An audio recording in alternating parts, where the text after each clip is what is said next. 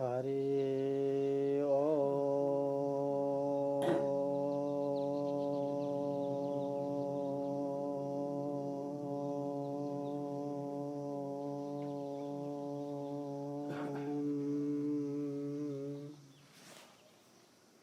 सहना भवतु सहनौ भुनक्तु सह वीर्यं करवावहै तेजस्विनावधीतमस्तु मा विद्विषावहै। ओम शान्तिः शान्तिः शान्तिः। ओम नमो ब्रह्मादिभ्यो ब्रह्मविद्या संप्रदाय कर्तृभ्यो वंशऋषिभ्यो महद्भ्यो नमो गुरुभ्यः। सर्वोपप्लवरहित प्रज्ञानघन ग्रत्यगर्थो ब्रह्मैवाहमस्मि। ॐ नारायणं पद्मभवं वसिष्ठं शक्तिं च तत्पुत्रपराशरं च व्यासं सुखं गौडपदं महान्तं गोविन्दयोगीन्द्रमथास्य शिष्यम् श्रीशङ्कराचार्यमथास्य पद्मपादं च हस्तामलकं च शिष्यं तं त्रोटकं वार्तिककारमन्यान्नस्मद्गुरुन् सन्ततमानतोऽस्मि। श्रुतिस्मृतिपुराणानामालयं करुणालयं नमामि भगवत्पादं शङ्करं लोकशङ्करं। शङ्करं शङ्कराचार्यं केशवं बादरायणं सूत्रभाष्यकृतौ वन्दे भगवन्तौ पुनः पुनः। ईश्वरो गुरुरात्मेति मूर्तिभेदविभागिने व्योमवद्व्याप्तदेहाय दक्षिणामूर्तये नमः। ॐ शान्तिः शान्तिः शान्तिः।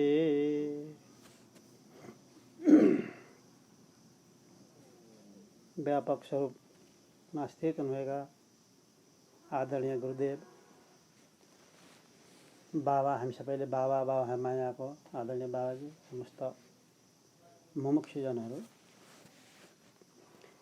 आज हाम्रो अत्यन्त पुण्यको उदय भएको दिन रहेछ। गुरुको आश्रममा आएर गुरुले नै दिनुभएको वेदान्तको शिक्षा केही समयको लागि सुन्ने मौका हामीले प्राप्त गर्यौं। यो पुण्य भनेको अत्यन्त पुण्य हो। यो क्षण भनेको अत्यन्त पुण्यले मात्र पाइने हो। अब प्रश्न उठेको छ, तत्त्वमसि भनेको के हो? पहिला यसबाट म सुरु गर्छु।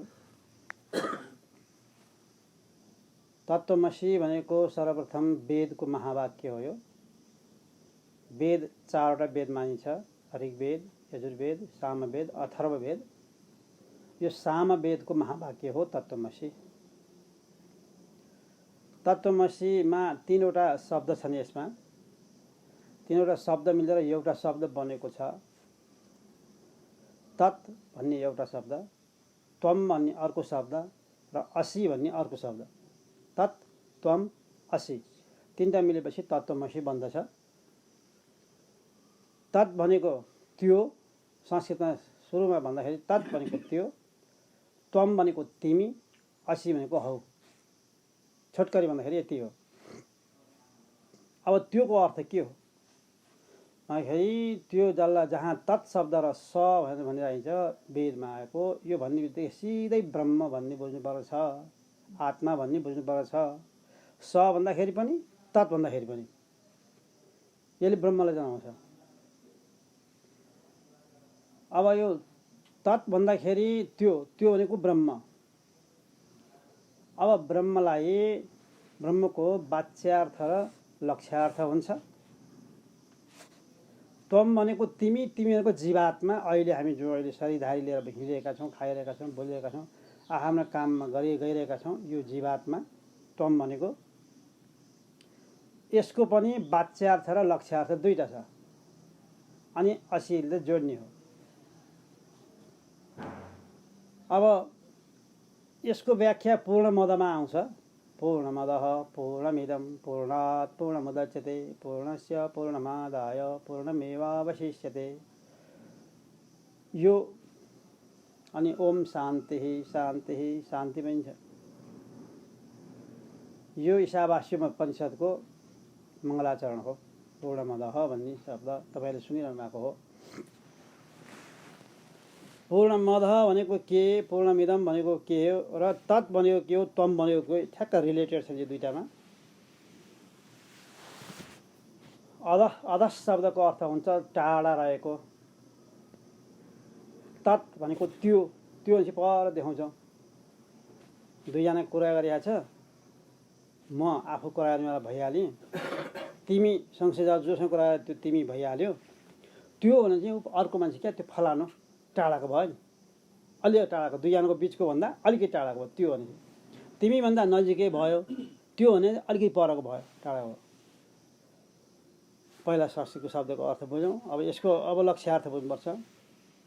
अधः शब्दको अर्थ हुन्छ त्यो टाढा रहेको ब्रह्म। यो पनि वाच्यार्थ र लक्ष्यार्थले युक्त छ। त्वम भनेको नजिक भएको तिमी, नजिक भएको, त्यो पनि वाच्यार्थ र लक्ष्यार्थले युक्त भएको छ। अब जीवात्माको परमात्मासँग एकता गर्नु परेको छ। तत्त्वमसीको अर्थ त्यो हो। जीवात्मा परमात्मामा एक हुने कुरा हो। अब त्यो भनेको ब्रह्म, ब्रह्मको वाच्यार्थ के हो सुनिहालौँ पहिला, अनि लक्ष्यार्थमा फेरि जाउँला। वाच्यार्थ भनेको के हो? वचनले निरूपण गर्न सकिने, वचनले व्यक्त गर्न सकिने, वचनद्वारा भन्न सकिने, त्यो चाहिँ नि वाच्यार्थ हुन्छ। ब्रह्मलाई पनि वचनले व्यक्त गर्न सकिन्छ। काहीँ काहीँ के बताएको छ भन्दाखेरि अवाङ मनस गोचर। यो ब्रह्म मनको पनि विषय होइन, वाणीको पनि विषय होइन, त्यो अर्को प्रसङ्गमा छ। अब अहिले त्यो चाहिँ लक्ष्यार्थमा छ। अब वाच्यार्थमा चाहिँ के हो? वचनद्वारा नै निरूपण गर्न सकिने। कस्तो त त्यो ब्रह्म भन्दाखेरि तपाईँ हामीले सबैले सुन्दै आएको एउटा श्लोक छ, सच्चिदानन्द रूपाय विश्वोत्पत्त्यादि हेतवे तापत्रय विनाशाय श्रीकृष्णाय वयं नमः। सुन्दै आएको श्लोक हो नि यो। यसमा के छ भन्दाखेरि त्यो ब्रह्मको वाच्यार्थ र लक्ष्यार्थ दुवैको व्याख्या भएको छ एउटै श्लोकमा। त्यस कारण मैले ल्याएको हुँ। अब वाच्यार्थ के हो र लक्ष्यार्थ के हो? लक्ष्यार्थलाई एकैछिन राखौँ, यसपछि कुरा गरौँ। अब वाच्यार्थमा आउँ। उपनिषदमा के बताएको छ भन्दाखेरि अचिन्त्यम अदृश्यम अचिन्त्यम अव्यवहार्यम अलक्षणम ब्रह्मको रूप यस्तो बताइएको छ। अवाङ मनस गोचर यो पनि बताइएको छ। मन वाणीको विषय होइन, अदृश्यम इन्द्रियको विषय होइन, त्यही हो, देखिनेवाला होइन, आँखाको काम देख्ने हो, आँखाले ब्रह्मलाई देखिँदैन, त्यसमा अदृश्यम। अव्यवहार व्यवहार गर्न मिल्दैन यसरी। अचिन्त्यम मनको पनि विषय होइन। अलक्षणम त्यसको लक्षण पनि केही देखिँदैन, कस्तो कस्तो छ भनेर देखियो भने वाणीको विषय हुन्छ। उपनिषदमा यो कुरो बताएको छ। तर के ब्रह्म विषय हुँदै नभएको वस्तु त मनगणन्ती कुरा हो त होइन। त्यसैले वाच्यार्थ र लक्ष्यार्थ दुईटा आएको छ यहाँ। अब वाच्यार्थ सुन्नुहोस्। व्यापक भएको ब्रह्म, ब्रह्म कस्तो हो? चैतन्य स्वरूप हो। व्यापक स्वरूप हो, सर्वत्र व्याप्त छ। त्रिकालाबाध्यत्वम सत्यत्वम, यो सत्य पनि छ। सत्यको अर्थ के हो? जसको तिनै कालमा बाध हुँदैन। भूतकालमा पनि ब्रह्म थियो, वर्तमान कालमा पनि ब्रह्म छ, भविष्यमा पनि ब्रह्म रहिरहन्छ। यो प्रमाण के भन्दाखेरि चतुश्लोकी भागवत भगवान नारायणले ब्रह्माजीलाई बताउनु भएको हो। अहमेवाशमेवाग्रे नान्यद् यद् सदसद् परम पश्चादहं यदेतच्च यो वशेषेत सोऽस्म्यहम्। यो संसारको सृष्टि हुनुभन्दा पहिले कस्तो सृष्टि भन्दाखेरि थूल रूपमा वेदान्तको भाषामा पञ्चीकृत पञ्चमहाभूतको सृष्टि हुनुभन्दा पहिले, पञ्चीकृत भएर देखा हो, अपञ्चीकृत भन्दाखेरि यो देखिँदैन, छुट्टै हुन्छ, सूक्ष्ममा हुन्छ। यो थूल रूपमा देखिएको प्रपञ्च सृष्टि हुनुभन्दा पहिले र सूक्ष्म रूपले रहेको पञ्चमहाभूत भन्दा पनि पहिले के थियो? अहम एव, म मात्रै थिएँ, ब्रह्म मात्रै थियो। भगवान नारायणले आफैले भन्नुभएको हो ब्रह्माजीलाई। त्यसैले सृष्टि हुँदा पहिले ब्रह्म थियो भन्ने प्रमाण त्यो हो। अर्को पश्चादहम यदेतच्च यो वशिष्येत सोऽस्म्यहम्।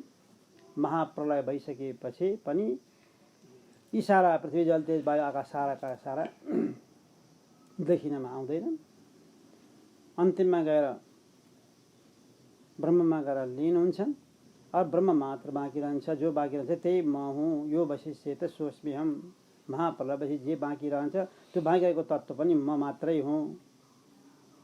पहिला पनि म मात्रै थिएँ, बीचमा देखियो संसार, पछि पनि म मात्रै हुनेछु। भगवान यही बताउँदै हुन्छ ब्रह्माजीलाई। यसबाट के सिद्ध भयो भन्दाखेरि त्यो ब्रह्म तत्त्व व्यापक भएको तत्त्व पहिला पनि थियो, पछि पनि रहिरहनेछ, अहिले पनि छ। एकोहम बहुश्याम, त्यो ब्रह्म तत्त्वमा, एकमात्र ब्रह्म तत्त्वमा एउटा मात्रै छु म, अहिले धेरै बनेर लीला गर्छु भन्ने स्फुरण भयो चेतनमा। जडमा स्फुरण हुँदैन, चेतनमा हुन्छ। चेतन एउटा मात्रै हो, सम्पूर्ण चराचर जगतमा एउटा मात्रै चेतन छ, त्यसलाई ब्रह्मचेतन भनिन्छ। तपाईँभित्र अहिले आत्मा रूपले त्यही चेतन प्रवेश गरिरहेको छ। ठुलो शरीर पनि छ हाम्रो। हाम्रा तीनटा शरीर छन्, याद गर्नु होला। यो ठुलो शरीर भयो, अर्को सूक्ष्म शरीर छ, त्यो पनि 17 चिजले बनेको छ। पञ्च ज्ञानेन्द्रको सूक्ष्म भाग छ त्यसमा, पञ्च कर्मेन्द्रको सूक्ष्म भाग छ त्यसैमा, पञ्च प्राणको सूक्ष्म भाग पनि त्यसैमा छ, 15 भयो। मन र बुद्धिको सूक्ष्म भाग पनि त्यसैमा छ। 17 चिजले बनेको। काहीँ 19 तत्त्वले बनेको भनिन्छ सूक्ष्म शरीरलाई। त्यसमा चित्त र अहङ्कार पनि थपिन्छ अनि 19 तत्त्वले बनेको भनिन्छ। काहीँ 24 तत्त्वले बनेको भनेर भनिन्छ सूक्ष्म शरीरलाई। त्यो पनि पञ्चमहाभूत थपिन्छ। पृथ्वी जल तेज वायु आकाश 19 मा 5 भई 24 हुन्छ। अनि काहीँ 29 तत्त्वले बनेको पनि भनिन्छ। त्यसमा चाहिँ पञ्चतन मात्रा, शब्द स्पर्श रूप रस गन्ध 5 ज्ञानेन्द्रका विषयहरू, यो थपेर 29 तत्त्वले बनेको भनेर भनिन्छ। तर अधिकांश वेदान्तमा 17 तत्त्वले भनेर भनिन्छ। जे भने पनि त्यति मात्रै हो। त्यो 17 तत्त्वलाई पनि अझ छोटकरीमा ल्याउने हो भनेदेखि मन मात्रै भने हुन्छ। पहिला 4 मा आउँछ, अन्तःकरण चतुष्टय भन्छ, अन्तःकरण मात्रै भने नि पुग्छ। मन, चित्त, बुद्धि, अहङ्कार। अहङ्कारको कुरा आएको छ, पछि आउँछ। यसलाई अन्तःकरण भनिन्छ। यो त चतुष्टय 4 नाम छ यसका। अन्तःकरण, भित्र बसेर करण भनेको काम गर्ने साधन, इक्विपमेन्ट, साधन। अन्त भनेको भित्र बसेर काम गर्ने भएको हुनाले यसको नाम अन्तःकरण। मन पनि भित्रै बसेर सङ्कल्प विकल्प, यहाँ जाउँ कि नजाउँ, आज शनिबार हो, यहाँ मतलब जनगामा बोलाएको छ, जाने भनेको छ, जाउँ कि नजाउँ, पानी परेको छ, हिलो चिलो भनेर आउँछ। कहिले कहिले पानी परेको छ जान्न भन्छ, कहिले होइन जाउँ बिदा छ आज त्यहाँ जाउँ भन्छ, सङ्कल्प विकल्प गर्छ। त्यतिखेर यो मन हो। त्यो सङ्कल्प विकल्प गरिरहँदाखेरि त्यो मन भयो। कुनै कुरा तपाईँ चिताइरहनुहुन्छ, जस्तो मानिलिउँ उदाहरणको लागि, तपाईँ राति सुत्न जानुभयो भने ओछ्यानमा, सारा खानपिन गरिसक्नु, टिभी सिभी हेरिसक्नु, सक्यो काम केही छैन, झुलो हालेर सुत्न जानुभयो। हत्तपत्त निद्रा आउँदैन, मनमा अनेक कुरा खेल्न थाल्छ। आज म फलाना ठाउँमा गएको थिएँ, फलानालाई भेटेको थिएँ, फलानाले यसो भन्यो, म त्यहाँ गएको थिएँ अनि यसो भन्यो यसो भन्यो यसो भन्यो भनेर जो चिताइरहन्छ हो, चिताइरहँदाखेरि त्यो चित्त हुन्छ। अहिले मनमा आएको थियो, अब चित्त भयो, त्यही तत्त्व अर्को होइन है, चित्ताइरहे चित्त हुन्छ त्यो नाम। अनि निश्चय गर्नुको नाम हो बुद्धि। आज त जेसुकै होस् म जनकाल जान्छु निर्णय गरेँ, डिसिजन गर्ने काम के हो? बुद्धिको हो, निश्चय गर्ने काम। यसलाई बुद्धि भन्छ, त्यही तत्त्व हो, अर्को होइन। निश्चय गर्दाखेरि बुद्धि हुन्छ। मैले गरेको हुँ भनेर जो मको आकारमा आउँछ, आउने बित्तिकै के हुन्छ? अहङ्कार हुन्छ। अहङ्कारको व्याख्या एकछिनमा फेरि हुन्छ। मैले जहाँ म भएर जोडिन्छ, म भएर जोडिने बित्तिकै त्यो अहङ्कार हुन्छ। भित्रै बसेर मैले गरे हुँ भनेर भन्छ। मैले यो काम गरे हुँ, मैले यस्तो गर्ने, फलानालाई यस्तो गर्ने, तेलानालाई यस्तो गर्ने, यो सारा मैले गरे हुँ भएर जहाँ म जोडेर आफूलाई लिइन्छ त्यो अहङ्कार हो। त्यसलाई अन्तःकरण चतुष्टय भनेर भनिन्छ। त्यो सोचाइलाई चाडा रूप नामले पनि पुकारिन्छ। र अर्को छ एक तत्त्वमा ल्याउँदाखेरि त्यसलाई मन मात्रै भने पनि हुन्छ, अथवा बुद्धि मात्रै भने पनि हुन्छ, चित्त मात्रै भने पनि हुन्छ, अथवा अहङ्कार मात्रै भने, चाड मात्रै, एउटा जुन भने पनि हुन्छ, एउटा मात्रै भने पुग्छ। यहाँ मनको कुरा आइरहेको छ। भगवान् रामले लक्ष्मणलाई उपदेश दिँदाखेरि बुद्धि मात्रै भनेर भनिदिनु हो, बुद्धिलाई लिनुभयो। त्यहाँ चाहिँ यहाँ मनको कुरा आइरहेको छ। अहिले यति मात्रै सूक्ष्म शरीर, यो सूक्ष्म शरीर तीनटा शरीर मध्ये ठुल शरीर हाड मासु रगतले बनेको एउटा शरीर सबैले देखिरहे। दोस्रो शरीर भनेको सूक्ष्म शरीर, पंच ज्ञानेन्द्रिय, पंचकर्म, पंचप्राण, मन बुद्धिले बनेको, सतचिले बनेको शरीर। र अर्को शरीर छ, तेस्रो शरीर हो हाम्रो कारण शरीर, कजल बढी भन्छ त्यसलाई कारण शरीर। कारण शरीर भनेको के हो भन्दाखेरि जसको कारणले गर्दाखेरि सूक्ष्म शरीर खडा हुन्छ, त्यसकारण त्यसलाई कारण भनेको हो। कारण भनेको के हो त कारण शरीर भनेको? अज्ञान, अज्ञानमेव सही मूल कारणम। अज्ञान नै के हो? मूल कारण हो। यो अज्ञान नै कारण शरीर हो। यसको कुनै आकार प्रकार केही पनि छैन, केही मिलेर बने पनि हुँदैन। सूक्ष्म शरीर त 17 चिजले बन्यो, ठुल शरीर हाड मासु रगत मिलेर बन्यो, तर कारण शरीर केही मिलेर बनेको छैन, खालि अज्ञान मात्रै हो। अब हाम्रा 3 अवस्था र 3 काल छन्, भूत भविष्य वर्तमान 3टा काल छन्। अनि 3 अवस्था चाहिँ अहिले विपना जाग्रत अवस्था, अर्को सपना अवस्था, सपना देखेको बेला, र अर्को सुसुप्ति अवस्था, गाढा निद्रा, साउन्ड स्लिप, जुन बेला सपना पनि देखाएको छैन। 3 अवस्था छन्। यो ठुल शरीर चाहिँ जाग्रत अवस्थामा मात्रै काम लाग्छ, यतिले यो बाहेक यसो काम छैन। सपनामा यो शरीरले केही काम गर्दैन, सुसुप्तिमा पनि यसले केही काम गर्दैन। यो ठुल शरीर अभिव्यक्त हुने समय ठाउँ भनेको जाग्रत अवस्था हो, विपनामा हो। अब त्यो सूक्ष्म शरीर चाहिँ नि स्वप्न अवस्थामा काम गर्छ। याद गर्नुहोस्, सपनामा सारा काम गर्नेवाला सूक्ष्म शरीर हो, त्यही मन हो। तपाईँ हामीले सपना मजासँग देखिरहेका छौँ, गइरहेका छौँ, हिँडेका छौँ, साथीसँग कुरा गरिरहेका छौँ, साथी कहाँ गयौँ, भेटघाट गऱ्यौँ, चिया खाइयो, अनि अनेक गरेर कुराकानी गरेर फर्किन्छ। अब साथी कहाँ जाँदाखेरि हिँड्या, यो जागतको खुट्टो हिँड्या होइन, यो त मजासँग खाटमा झुलसुल हालेर चुकुल लाएर सुत्या छ, बाहिर निस्केकै छैन, त्यहाँ त हिँडिया छ स्वप्नमा। त्यहाँ देखिरहेको छ, यो आँखा चिम्लेर सुत्या छ, यसले देखा होइन, अर्कैले देखिरहेको छ, नदेखा होइन मैले देखेँ भन्छ।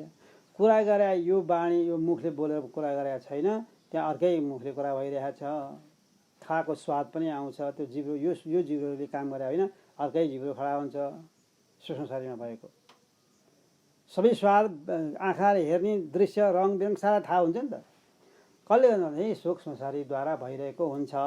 ठुल शरीरको त्यहाँ केही काम हुँदैन। अब अर्को शरीर, त्यो सूक्ष्म शरीर चाहिँ प्रत्यक्ष रूपमा अभिव्यक्त हुने ठाउँ सपना अवस्था। सुसुप्ति अवस्थामा कारण शरीर अभिव्यक्त हुन्छ। कारण शरीरको जो अज्ञान भनेर भनियो, अज्ञान चाहिँ सुसुप्ति अवस्थामा भुसुक्क निराएको बेलामा अभिव्यक्त हुन्छ। कारण शरीर भनेको के भनियो है?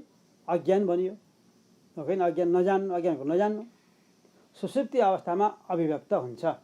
भुसुक्क निराएको बेला केही जान्नु भएको छ तपाईँले? कोठामा को छ सुत्या थाहा छ? सुसुप्तिमा थाहा छैन नि, थाहा नहुनु अज्ञान हो। भाँडाकुँडा के राखेको थाहा छ? त्यो पनि थाहा छैन। तपाईँ कहाँ सुत्या हो, घरमा, मामा घरमा, ससुरालीमा अथवा अन्य कतै जानुभएको टुरमा, त्यहाँ कहाँ सुत्या थाहा छ? थाहा छैन। तपाईँ ब्राह्मण, क्षेत्री, वैश्य, शूद्र के हो सुश्रुतिमा थाहा छ? थाहा छैन। तपाईँ स्त्री जाति हो कि पुरुष जाति के हो थाहा छ सुसुप्तिमा? थाहा छैन। यो केही पनि थाहा नहुने यही हो अज्ञान।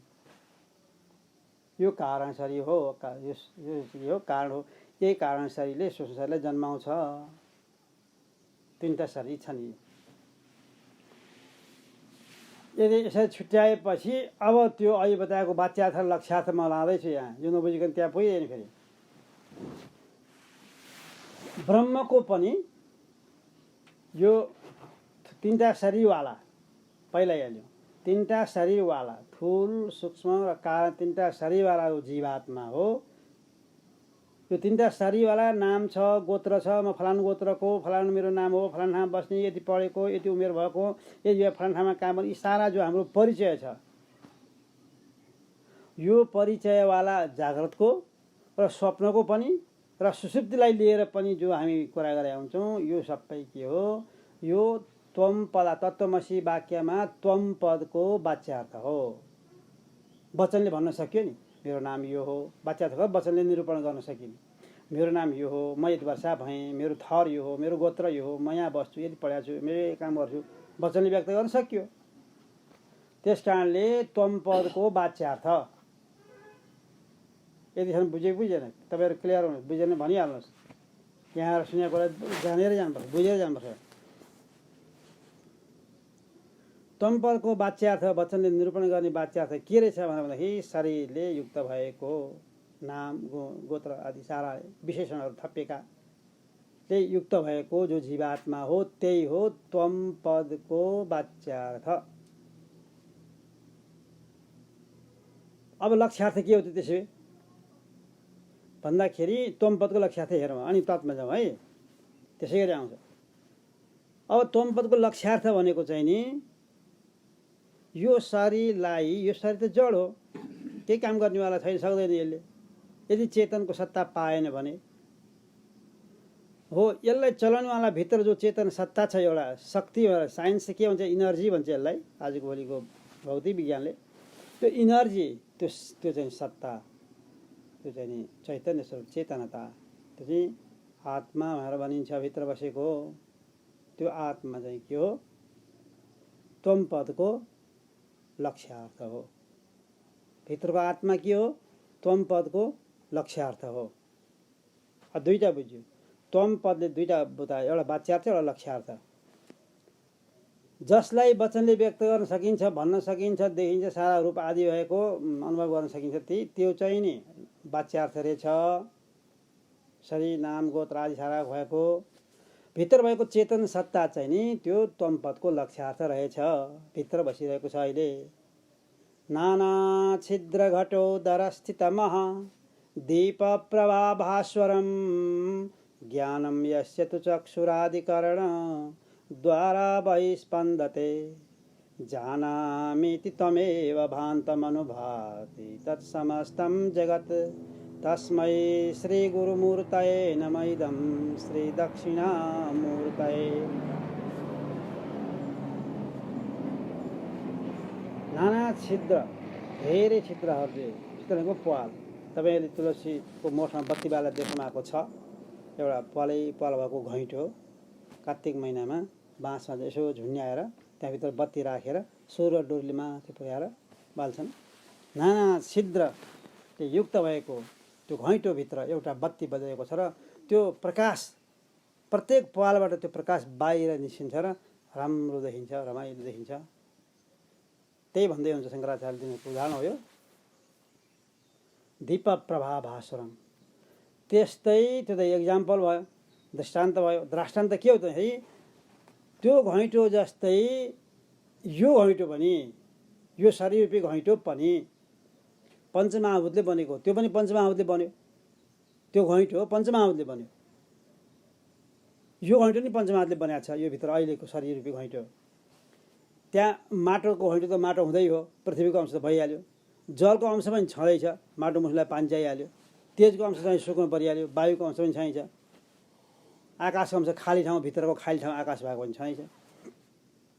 त्यसै गरी यो शरीर पनि पार्थिव शरीर हो यसलाई भनिन्छ, किनकि पृथ्वीकै चिजहरूबाट उम्रेका चिजहरू खाएर बढेर यत्रो भएको हो। 2-2.5 किलोको जन्मिया हामी यत्रो अहिले 50, 60, 70 किलो कसरी भयौँ त भन्दाखेरि पृथ्वीबाट उत्पन्न भएका चिजहरू, अन्न, फलफुल, सागसब्जी सारा खाएर ठुलो हुँदै आएको। पृथ्वीको अंश बढी छ यसमा, त्यस कारणले पार्थिव शरीर।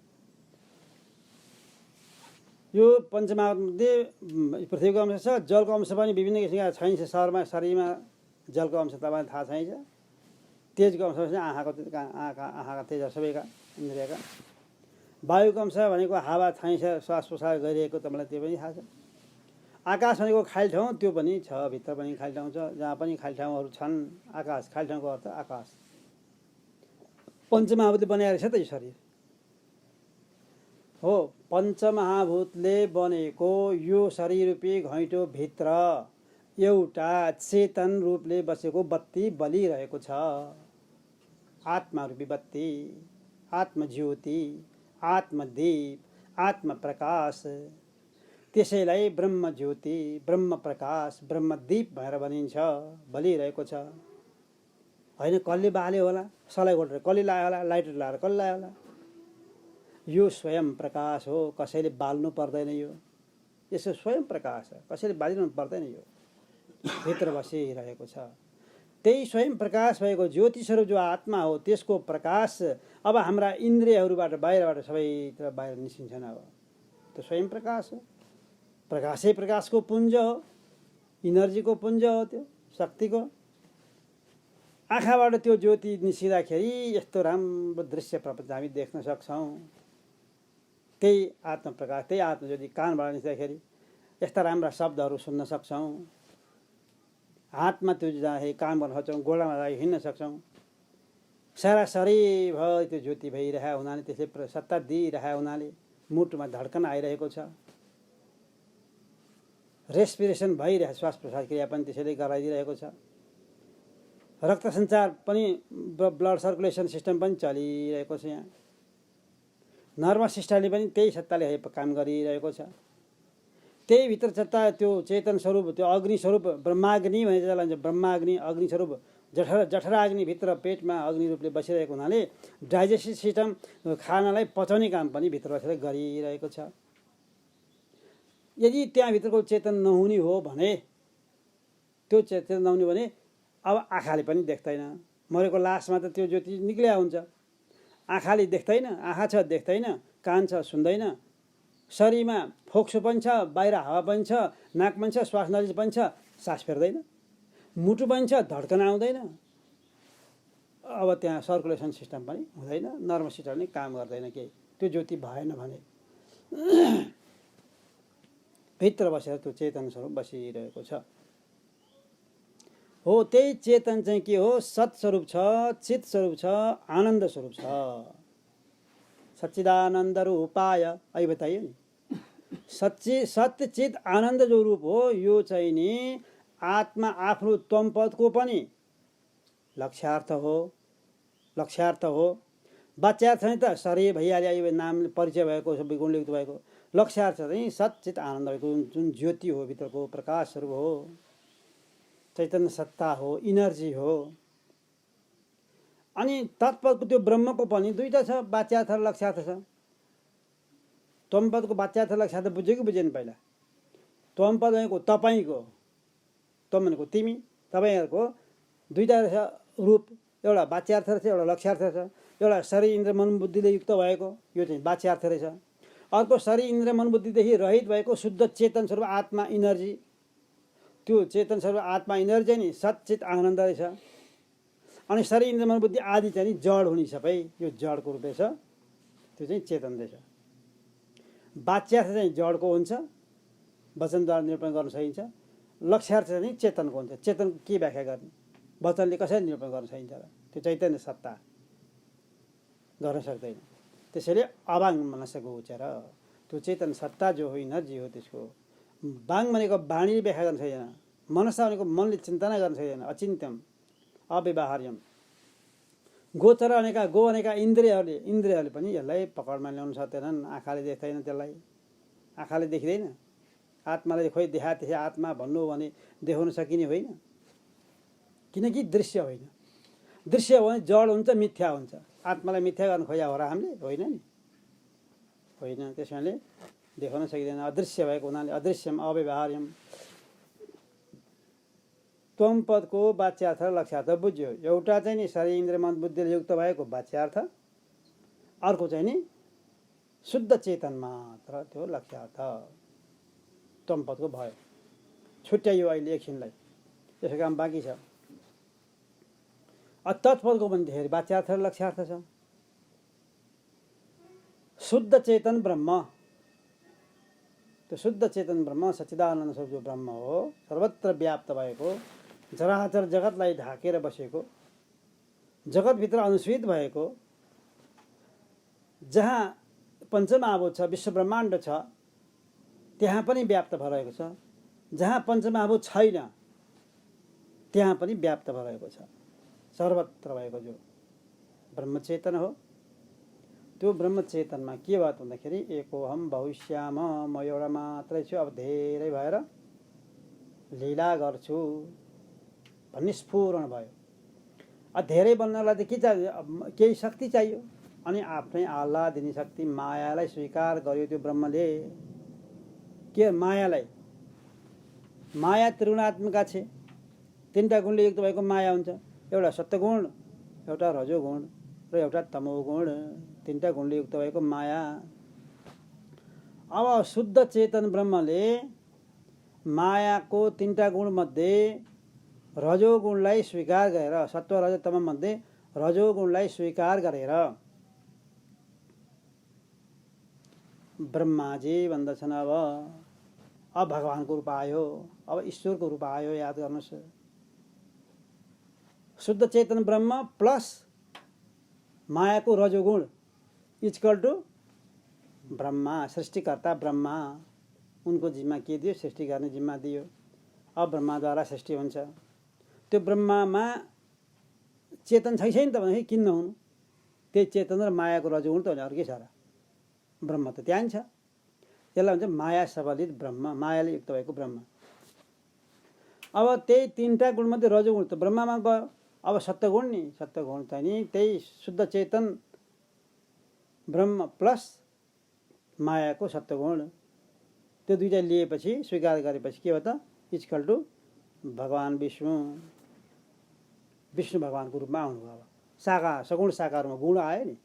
सगुण भन्छ नि हामी, सगुण भनेको मायाको गुण, गुण आयो, गुणले सहित भएको हुनाले सगुण। अब सगुण आयो यसरी। अब विष्णु भयो, सत्यगुणले युक्त भएको विष्णु। अब विष्णु भएर के हो त? ब्रह्माले जतिलाई सृष्टि गरेका छन् ती सबैलाई पालन पोषण गर्ने काम गर्नुभयो। अब तमोगुण बाँकी छ। त्यही तमोगुणलाई स्वीकार गरेर शुद्ध ब्रह्मचेतनले तमोगुणलाई स्वीकार गरेर महेश्वरको रूप धारण गर्नुभयो, अर्थात् चाहिँ रुद्र रूप धारण गर्नुभयो। त्यो महेश्वर अथवा रुद्र जो भनिन्छ त्यो शिवको शान्त स्वरूप हुँदाखेरि चाहिँ महेश्वर, घोर रूप हुँदाखेरि चाहिँ नि रुद्र संहारकर्ता हो नि। घोर रूप संहारकर्ता हो। त्यस कारणले त्यसलाई लिएर रुद्र रूप धारण गरेर जति ब्रह्माले सृष्टि गरेका छन् ती सबलाई संहार गरिदिन्छ। प्रत्येक समयमा, समयको अन्तरालमा एकपछि अर्को अर्कोपछि अर्को गर्दै गर्दै जति सृष्टि हुन्छन् त्यति संहार हुँदै जान्छन्। नत्र अटाइ नअटाइ हुनुभयो। यहाँ त जति ब्रह्माले सृष्टि गर्छन् त्यति विष्णुले सबैलाई पालन पोषण गर्छन्। अब त यहाँ भरिया भरिया हुने भयो। यहाँ त काहीँ नहुने, पृथ्वीमा नअट्ने भयो, एटमोस्फियरमा पनि काहीँ नहुने भयो। त्यसलाई संहार गर्दै जानु पर्यो। अब रुद्र रूप धारण गरेर तिनै परमात्माले, तिनै भगवान्ले के गर्छन् त? रुद्र रूप धारण गरेर संहार गर्ने जिम्मा लिनुभयो। अब वेदान्तको यहाँ सुन्नुहोस्, अविद्योपाधिको जीव मायोपाधिक ईश्वर। त्यही ब्रह्मले अविद्या रूपी उपाधि, अहिले माया रूपी उपाधि ल्याएको थियो। मायाको सत्वगुण रजोगुण तमोले भिन्दै भिन्दै देवी देवता भएर सृष्टि प्रलय गर्नुभयो। अब त्यही ब्रह्मले अविद्या रूपी उपाधिलाई लिँदाखेरि, अविद्या नि नजान्नु अज्ञान, अविद्या रूपी उपाधि लिँदाखेरि जीवात्मा तपाईँ हामी भएर आयौँ। एकदम विचार गर्नुहोस् है। यहाँनिर त्यही शुद्ध चेतन ब्रह्मले, सच्चित आनन्द स्वरूप भएको ब्रह्मले अविद्या रूपी उपाधि लिँदाखेरि तपाईँ हामी भएर आयौँ, जीव भएर आयौँ। अविद्योपाधिको जीव, मायोपाधिक ईश्वर। माया रूपी उपाधि हुँदाखेरि चाहिँ ईश्वर बन्दो रहेछ, सगुण साकार रूप आएर संसारको सृष्टि प्रलय गर्दो रहेछ। अविद्या रूपी जीवले राखेर हामी जीव भएर आउँदाछन्। ऊ शासन गर्छ, हामी शासित छौँ। एउटै ब्रह्म उपाधिलाई लिएर शासन पनि गर्छ, उपाधिलाई लिएर शासित पनि भएको छ। हो, अब त्यो संसारको सृष्टि स्थिति प्रलय गर्नेवाला सोध्यो भनेदेखि माया सबलित ब्रह्म हो, त्यो तत्पदको वाच्यार्थ हो। र शरीर इन्द्रिय मन बुद्धि युक्त भएको अविद्या रूपी उपाधि ग्रहण गरेको चाहिँ जीवात्मा हो। यो चाहिँ नि त्वम पदको वाच्यार्थ हो। अब लक्ष्यार्थलाई विचार गर्ने हो भनेदेखि त्वम पदभित्रको सच्चित आनन्द स्वरूप भएको आत्मा त्वम पदको लक्ष्यार्थ हो। अब तत्मा हेऱ्यो भने तत्पदको लक्ष्यार्थ विचार गर्ने हो भने तत्पदको लक्ष्यार्थ पनि मायादेखि रहित भएको, माया नभएको सच्चित आनन्द स्वरूप। दुईटै जीवको पनि लक्ष्यार्थ सच्चित आनन्द, ब्रह्मको पनि लक्ष्यार्थ सच्चित आनन्द। दुईटामा भिन्न छ त? एउटै भयो नि, एउटै दुईटैको एउटै भयो। अहिलेसम्म दुईटा मानिरहेका छौँ, एउटा आत्मा एउटा ब्रह्म है। तर लक्षण दुईटैको बहु केही पनि फरक छैन। ऊ पनि सच्चिदानन्द, यो पनि सच्चिदानन्द। त्यसले दुईटा चेतन हुने भयो। अब फेरि शास्त्रमा त विरोध पर्ने आयो। दुईटा चेतन त छैन संसारमा। एउटा जीव आफूलाई आत्मा भनेर सच्चिदानन्द रूप भन्छ, अर्को ब्रह्म आफूलाई ब्रह्म भनेर सच्चिदानन्द रूप भन्छ। दुईटा भन्ने भयो। यहाँ दुईटा छैन। 80 पदको आयो है। अब तत्को पनि सक्यो, त्वमको पनि सक्यो। तत् भनेको माया सबलित ब्रह्म एउटा, मायादेखि रहित भएको सच्चिदानन्द स्वरूप एउटा। त्वमको पनि यो शरीर इन्द्रिय मन बुद्धि भएको वाच्यार्थ एउटा, र अर्को शरीर इन्द्रिय मन बुद्धि बाहेक अर्को सच्चिदानन्द स्वरूप एउटा। त्वमको पनि सक्यो। अब 80 भनेको के भनेदेखि लक्ष्यार्थका साथ एकता हुन्छ, वाच्यार्थमा होइन। तपाईँ हामी यो शरीरलाई लिएर ब्रह्ममा गएर पनि मिल्न सक्दैनौँ, विष्णुमा पनि गएर मिल्न सक्दैनौँ, र त्यो भगवानको रुद्र स्वरूप महेश्वरमा पनि मिल्न सक्दैनौँ। यो वाच्यार्थका साथ एकता हुँदैन। त्यसो भए यो लक्ष्यार्थ चाहिँ त्यहाँ गएर मिल्छ त? त्वम पद भनेको जो भित्रको आत्मा हो, यसको तत्पदको वाच्यार्थ ब्रह्मा विष्णु महेशमा गएर मिल्छ त भन्दाखेरि यो सच्चिदानन्द स्वरूप छ। अनि यो चाहिँ सधैँभरि रहिरहने छ, स्वरूप लक्षण हो यो। तर त्यो ब्रह्मको सृष्टि स्थिति प्रलय गर्नेवाला ब्रह्मा विष्णु महेश्वर जो रूप हो, त्यो सधैँभरि देखा पर्ने रूप होइन। यो कहिले हुन्छ कहिले हुँदैन। अहिले सृष्टिकाल भएको हुनाले छ। सृष्टिभन्दा पहिला पनि त्यो रूप थिएन, महाप्रलयपछि पनि त्यो रूप हुँदैन, अहिले मात्र भएको हो। त्यस कारणले यो सच्चिदानन्द स्वरूप भएको जो आत्मा हो, त्यो ब्रह्ममा के सगुण साकार ब्रह्ममा ब्रह्मा विष्णु महेश्वर गएर मिल्न सक्दैन। शरीर इन्द्रिय मन बुद्धि युक्त भएको पनि मिल्न सकेन, सच्चिदानन्द स्वरूपमा पनि गएर मिल्न सकेन ब्रह्मा विष्णु महेश्वरमा। कसरी एकता गर्ने त? अब त्यो सगुण ब्रह्ममा मिल्न सकेन भने नसकोस्। अब निर्गुण निराकार जो सच्चिदानन्द स्वरूप ब्रह्ममा त गएर मिल्न सक्ला नि त। त्यसै भए भन्दाखेरि यो वाच्यार्थलाई लिएर शरीर इन्द्रिय मन बुद्धिले युक्त भएको जीवात्मा ब्रह्ममा गएर मिल्न खोज्यो भनेदेखि यो जड शरीर आदि लिएर ब्रह्म चेतनमा गएर कसरी मिलोस्? ब्रह्म चेतन छ, शरीर जड छ, कसरी मिलोस्? मिल्दैन।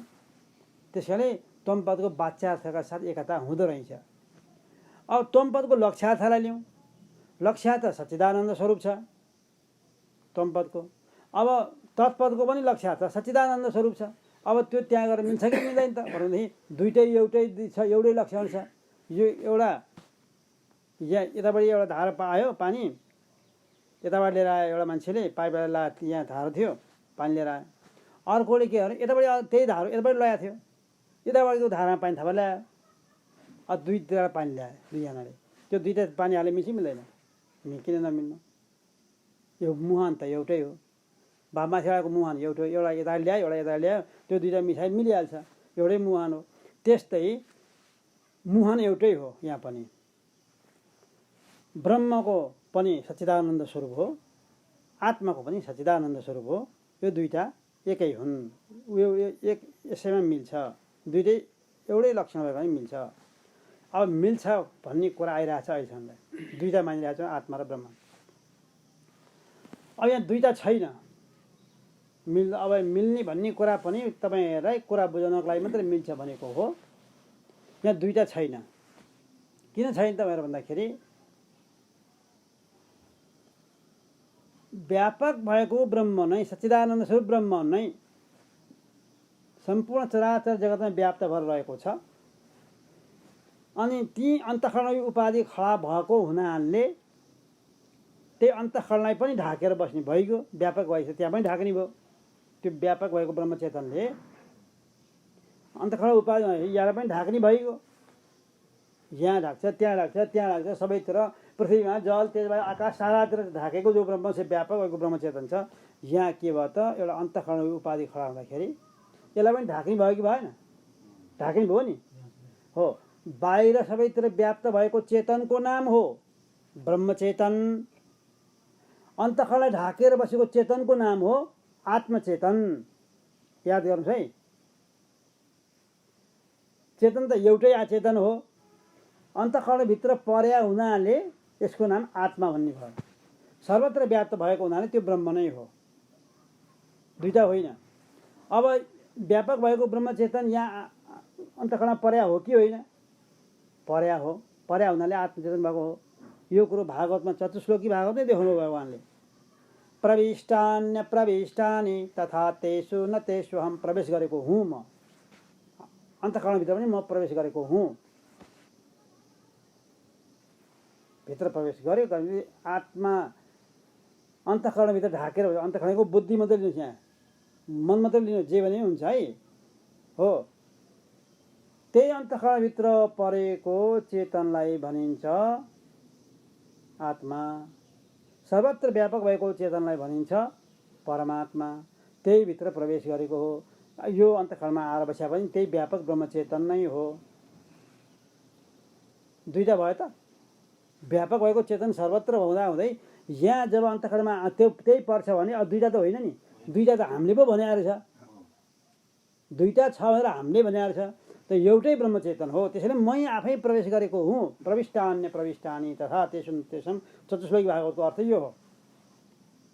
अब यहाँ यसो भन्नुभयो, अब गीतामा ल्याउनुहोस्, अहम आत्मा, भगवान आफै भन्नुहुन्छ अर्जुनलाई, अहम भनेको ब्रह्म, व्यापक भएको ब्रह्मचेतन है। अहम आत्मा गुणाकेश सर्वभूताशय स्थितः, म सम्पूर्ण प्राणीभित्र भएको जो चेतन हो त्यो आत्मा, म अहम आत्मा, आत्मा रूपले बसेको छु। म ब्रह्म सम्पूर्ण प्राणीभित्र आत्मा रूपले बसेको छु अर्जुन। अहम आत्मा गुणाकेश सर्वभूताशय स्थितः, सबैभित्र भएको चेतन त भगवान कृष्ण हुनुहुँदो रहेछ। कृष्णस्तु भगवान स्वयं ब्रह्मचेतन, भगवान नै हुनुहुन्छ आत्मा रूपमा। दुईटा त होइन रहेछ त, यो आत्मा रहेछ ब्रह्म, आत्मा ब्रह्म नै आत्मा रहेछ। अब आत्मा नै ब्रह्म हो, दुईटा त भेद छैन। अब यसलाई लालमोहर कसले लगाइदियो? वेद माता श्रुति भगवती, भगवान कृष्णले भनेको अहम आत्मा गुणाकेश भनेर भन्ने कुरो, आत्मा रूपले म बसिया छु भन्ने कुरो। भगवान नारायणले चतुश्लोकमा भन्नुभएको प्रविष्टान्य प्रविष्टानि, म सबैभित्र प्रवेश गरेको छु भन्ने कुरो र अन्तःकरणभित्र भएको चेतनको नाम आत्मा नै हो, चेतन हो भनेर भन्ने कुरोलाई श्रुति भगवती वेद माताले स्ट्याम्प लगाइदिनु हो। के भनेदेखि अथर्ववेदको महावाक्य, अयम आत्मा ब्रह्म, यो आत्मा नै ब्रह्म हो। आत्मा के रहेछ? ब्रह्म रहेछ। दुईटा त भएन नि, यो आत्मा नै ब्रह्म हो। अब मिल्न पर्छ भने त्यो जीवात्माको परमात्मा एकता जुन कुरा गरेको थियो तत्त्वमसि महावाक्यमा, जो 80 पदले एकता जनाएको छ, दुईटा त होइन रहेछ, एउटै रहेछ नि। खालि हामीले आफूलाई टुक्राएका रहेछौँ, छुट्टै ब्रह्मभन्दा भिन्नै छ भनेर मानेका रहेछौँ। हो त ब्रह्म नै रहेछौँ। त्यस कारणले ब्रह्म दुईटा छैन, एउटै चेतन हो। यो आत्मा ब्रह्म हो है, श्रुति भगवती वेदमाता बताउनु, दुईटा होइन रहेछ। अब हामीले अब अर्को अब यजुर्वेदको महावाक्य फेरि आउँछ यहीँनिर आएपछि। यजुर्वेदको महावाक्यले के बताउँछ भन्दाखेरि अहम भनेको जो आत्मा हो, सच्चिदानन्द स्वरूप आत्मा हो, अहम म भनेको त्यही हो। अहम ब्रह्मास्मि, म त त्यही ब्रह्म हुँ। ल हेर्नुहोस्, गुरुले उपदेश गर्नुभयो तत्त्वमसि, तिमी त त्यही ब्रह्म हौ। यो सब कुरा सुनिसकेपछि शिष्यले के जान्यो भने यो ठुलसारी आदि चाहिँ जड रहेछन्, भित्रको चेतन लक्ष्यार्थ चाहिँ म रहेछु, यो सच्चिदानन्द स्वरूप रहेछ, यो आत्मा र परमात्मामा किन भिन्नता रहेनछ। जो आत्मा हो त्यही ब्रह्म रहेछ, जो ब्रह्म हो त्यही आत्मा रूपले बसेको रहेछ। त्यस कारणले भागवतमा यही कुरा आयो, अहम ब्रह्म परम धाम ब्रह्माहम परमं पदम एवं समीक्षिण आत्मानम आत्मन्याधाय निष्कले। यही कुरो सुखदेव स्वामीले राजा परीक्षितलाई अन्तिममा बताउनु भयो। यही स्वरूपमा बसेपछि मुक्त हुनुभयो, ब्रह्मस्वरूपमा स्थित हुनुभयो भनेपछि अब यजुर्वेदले यी स्ट्याम्प लगाइदिए अहम ब्रह्मास्मि, म त त्यही ब्रह्म रहेछु। यो ब्रह्म हुँ भन्ने निश्चय गरिसकेपछि जीव के हुन्छ? जीव ब्रह्म, जीवो ब्रह्मै बना पर, जीव ब्रह्म नै हो। त्यस कारणले अर्को होइन, स्वतः एकता भइरहेकै छ, अलरेडी एकता भइरहेकै छ। यहाँ एकता गर्नु जरुरी छैन। नबुझ्या हुनाले दुईटा भएको कल्पना भएको हो, वास्तवमा एकता नै त्यही ब्रह्मचेतन नै व्यापक भएर यहाँभित्र प्रवेश गरे हो। उसरी सारा संसार चलाइरहेको छ, त्यही ब्रह्मचेतन। तत्त्वमसि महावाक्यको अर्थ यो। यहाँनिर केही कन्क्लुजनमा केही अप्ठ्यारो छ भनेदेखि, नबुझ्या छ भनेदेखि भन्नु होला। तत्त्वमसिमा के अप्ठ्यारो छ भनेदेखि तत्त्वमसि, अहम ब्रह्मास्मि र नेति नेति यिनीहरूको तिनटाको समन्वय चाहिँ थोरै। अब तत्त्वमसि भने चाहिँ गुरुले बताउनु भयो तिमी ब्रह्म हौ। त्यो वाच्यार्थ होइनौ, तिमी लक्ष्यार्थ चाहिँ हौ, सच्चित आनन्द स्वरूप चाहिँ हौ। तिमी भनेर कसलाई भने सम्बोधन गरे? जीवलाई, जसले म शरीर इन्द्रिय मन बुद्धि आदिले सहित भएको, नाम गोत्र आदिले सहित भएको तिमीलाई आफू ठानेका छौ। हेर बाबु, हेर नानी, तिमी त त्यो रूप होइनौ नि। तिमी त्यो वाच्यार्थ तिम्रो हो, त्यो लक्ष्यार्थ होइन नि। तिमी त सच्चिदानन्द स्वरूप हौ भनेर गुरुले त्यो ब्रह्म सच्चिदानन्द स्वरूप छ, तिमी त्यही हौ भनेर बताउनु भयो। शिष्यले के कुरा बुझ्यो भने ए वाच्यार्थयुक्त भएको म होइन रहेछु, खालि व्यवहार गर्न मात्रै रहेछ। यो त व्यवहारिक सत्तालाई मात्रै हेरेछ, पारमार्थिक सत्तामा त म त सच्चिदानन्द स्वरूप रहेछु, अविनाशी तत्त्व रहेछु, कहिले पनि नाश नहुने, कहिले पनि नमर्ने स्वरूप रहेछु। शरीर त जन्मिन्छ, षड्भाव विकारले युक्त छ। षड्भाव विकार भनेको छवटा विकारहरू छन्। जायते जन्मिनेवाला, अस्ति जन्मेपछि छ भन्छन्, वर्धते बढ्नेवाला, ठुल्ठुलो हुने, विपरीतमध्ये एक अवस्थाबाट अर्को अवस्था जाने, शैशव अवस्था, कौमार अवस्था, युवावस्था, प्रौढावस्था, वृद्धावस्थामा बदलिँदै जाने, विपरीतमध्ये अपक्षीयते घट्नेवाला, बुढेसकालपछि रोग लाग्छ, खाना हुँदैन, अन्न खान नपाएपछि बिस्तार घट्दै जान्छ, दुलाउँदै जान्छ, घट्नेवाला, र विनश्यति एक दिन नाश हुनेवाला। यो छवटा चिजले युक्त भएको शरीरै छ। यो वाच्यार्थ रहेछ। यो म होइन रहेछु नि, म त अविनाशी तत्त्व हुन्, मेरो नाश कहिले हुँदैन। शरीर नाश होला तर मेरो नाश कहिले पनि हुँदैन। नहन्यते हन्यमाने शरीरे, शरीर नाश हुँदा पनि मेरो नाश हुँदैन।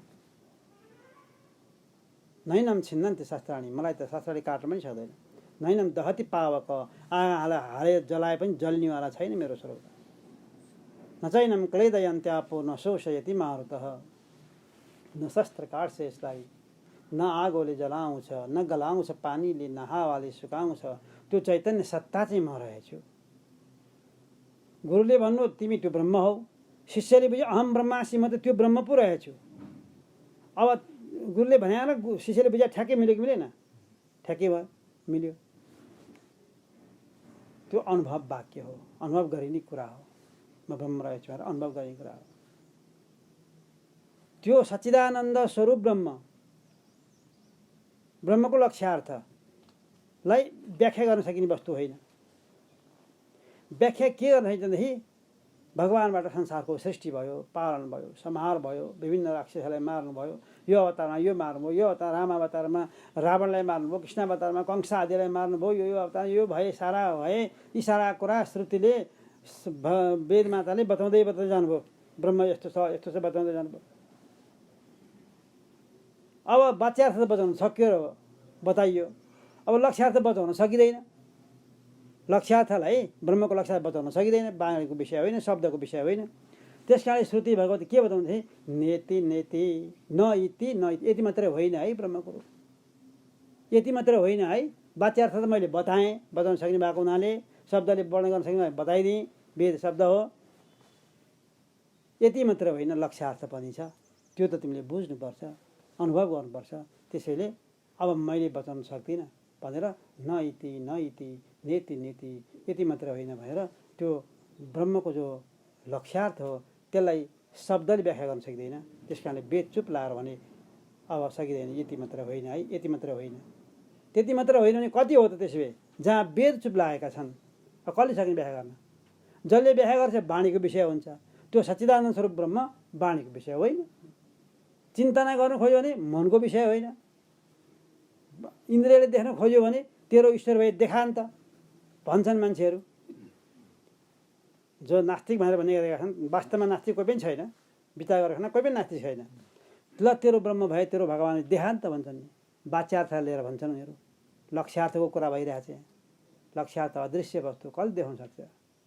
देखाउन सकिने वस्तु होइन। त्यो नास्तिक हो कि आस्तिक हो? नास्तिक कोही छैन। त्यो भित्र भएको जुन चेतन छ नि, त्यो आत्मा नि त ब्रह्मै हो नि, हो कि होइन? असाध्य नास्तिक जसले ईश्वरै मान्दैन, त्यो भित्र भएको चेतन पनि त ब्रह्म नै हो नि।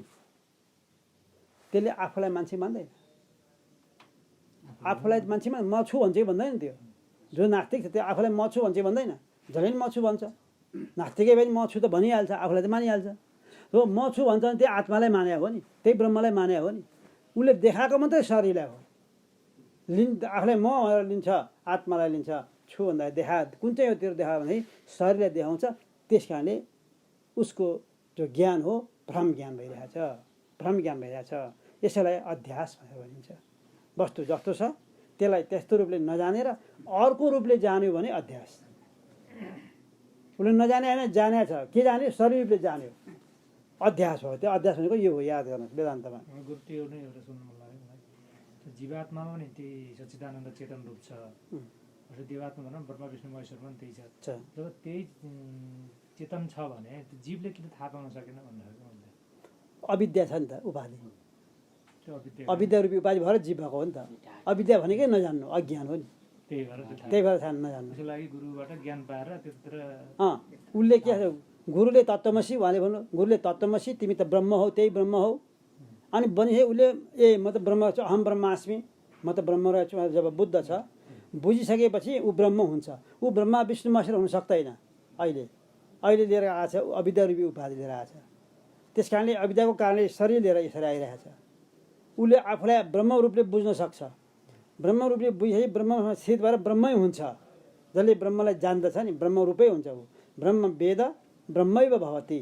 जसले ब्रह्मलाई जान्दछ ऊ ब्रह्म रूपै हुन्छ। अब उसलाई ईश्वर बन्न पर्यो भने ब्रह्म भइसकेपछि अब उसले मायालाई स्वीकार गर्यो भने ब्रह्मा पनि बन्छ, विष्णु पनि बन्छ, उसले रुद्र पनि बन्न सक्छ।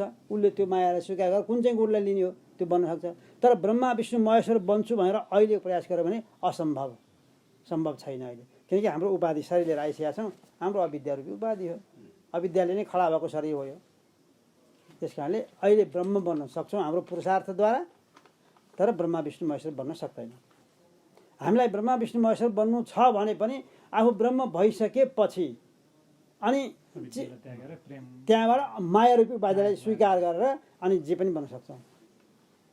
यो भयो है। त्यसैलाई सिद्धि भन्दाखेरि के हुन्थ्यो? हजुर, सिद्धि अलि तलको कुराहरू हुन्।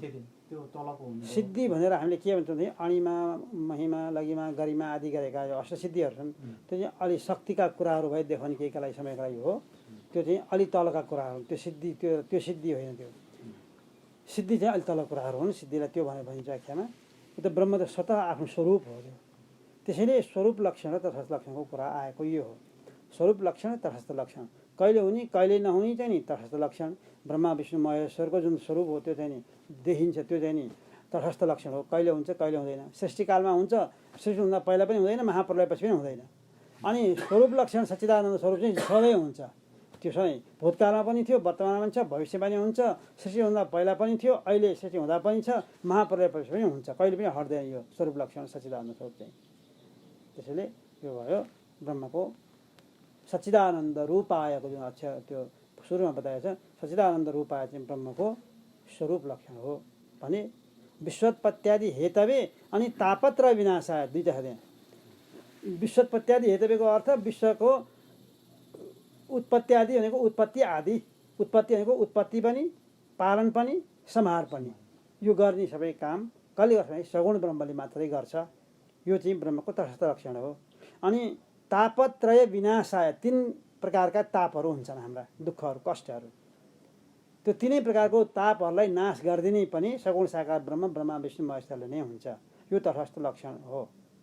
3 प्रकारको ताप हुन्छ, आध्यात्मिक ताप, आदि भौतिक ताप, आदि दैविक तापहरू हुन्छन्।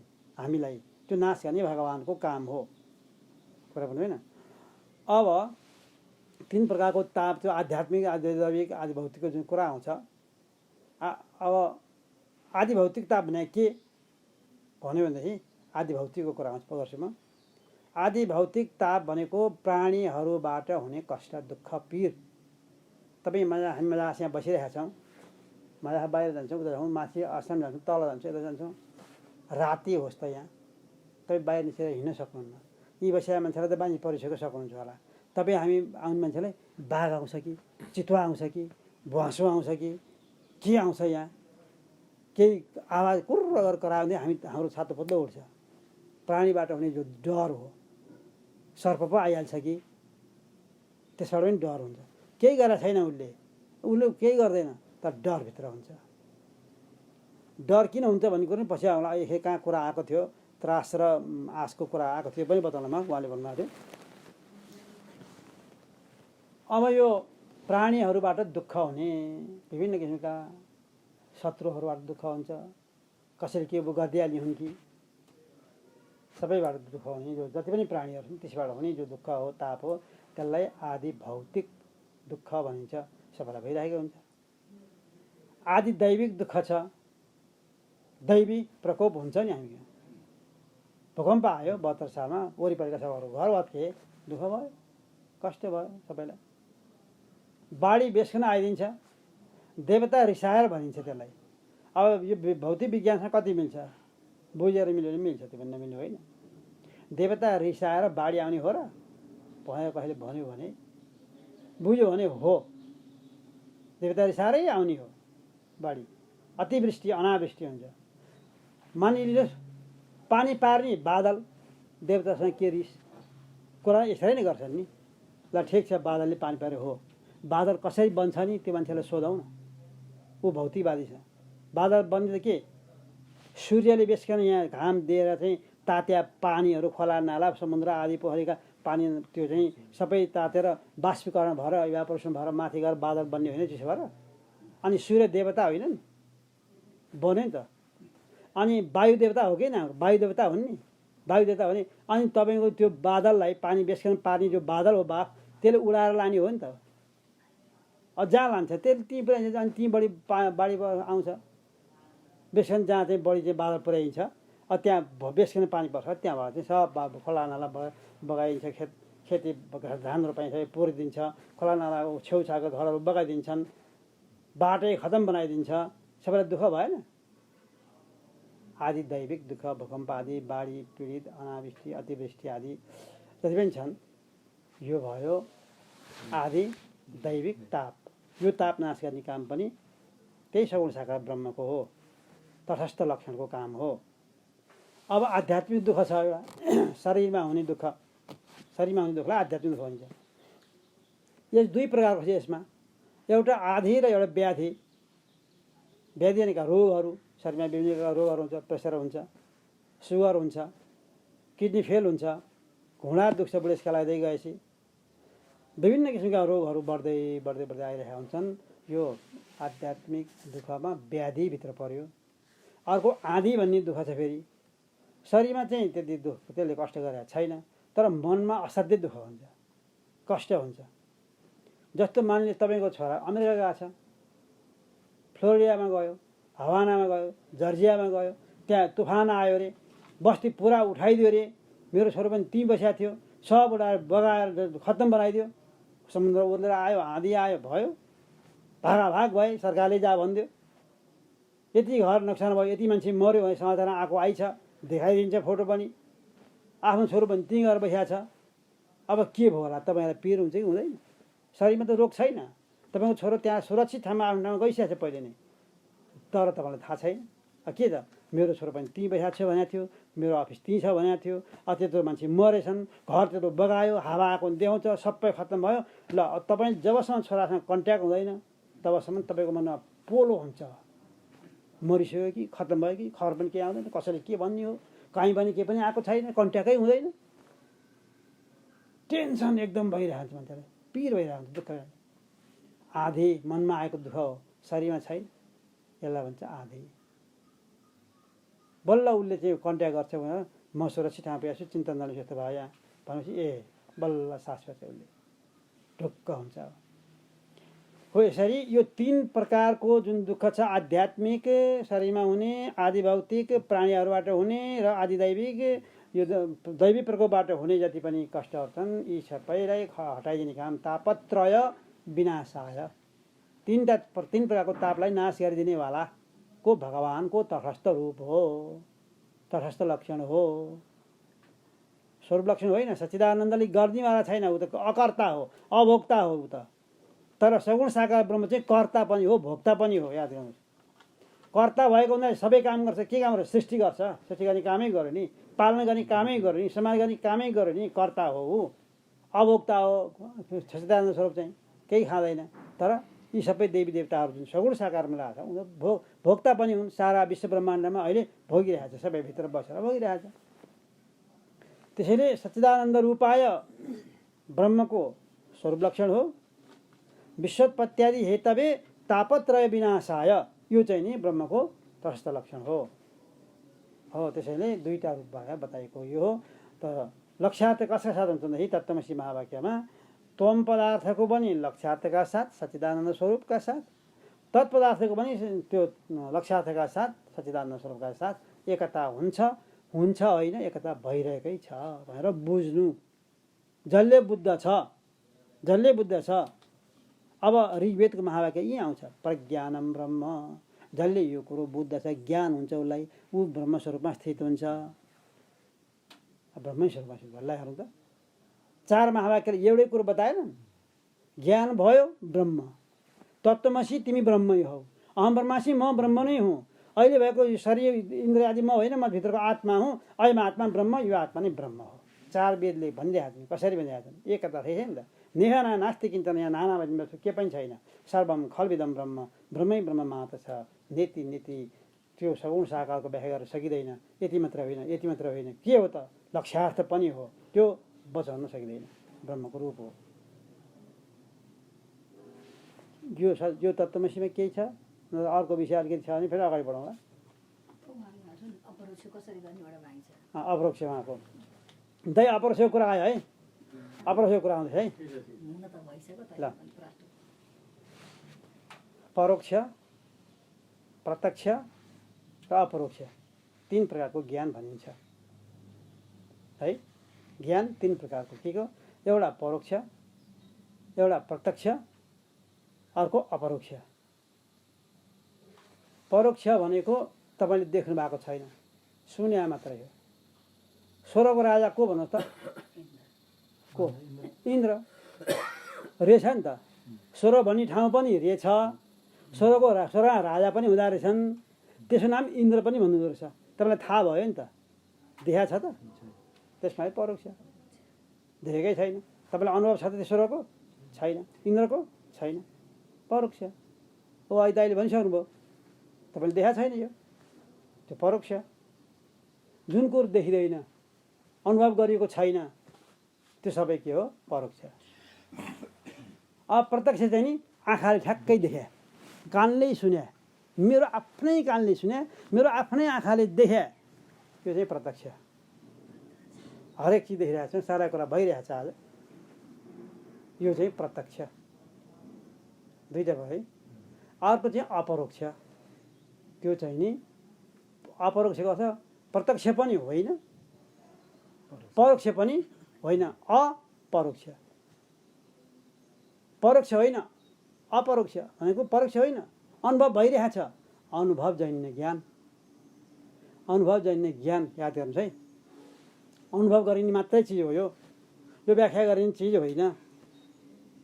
त्यसैले शास्त्रमा दुई प्रकारको ज्ञान भनेर उपनिषदमा बताइयो। दुई प्रकारको ज्ञान के भन्दाखेरि,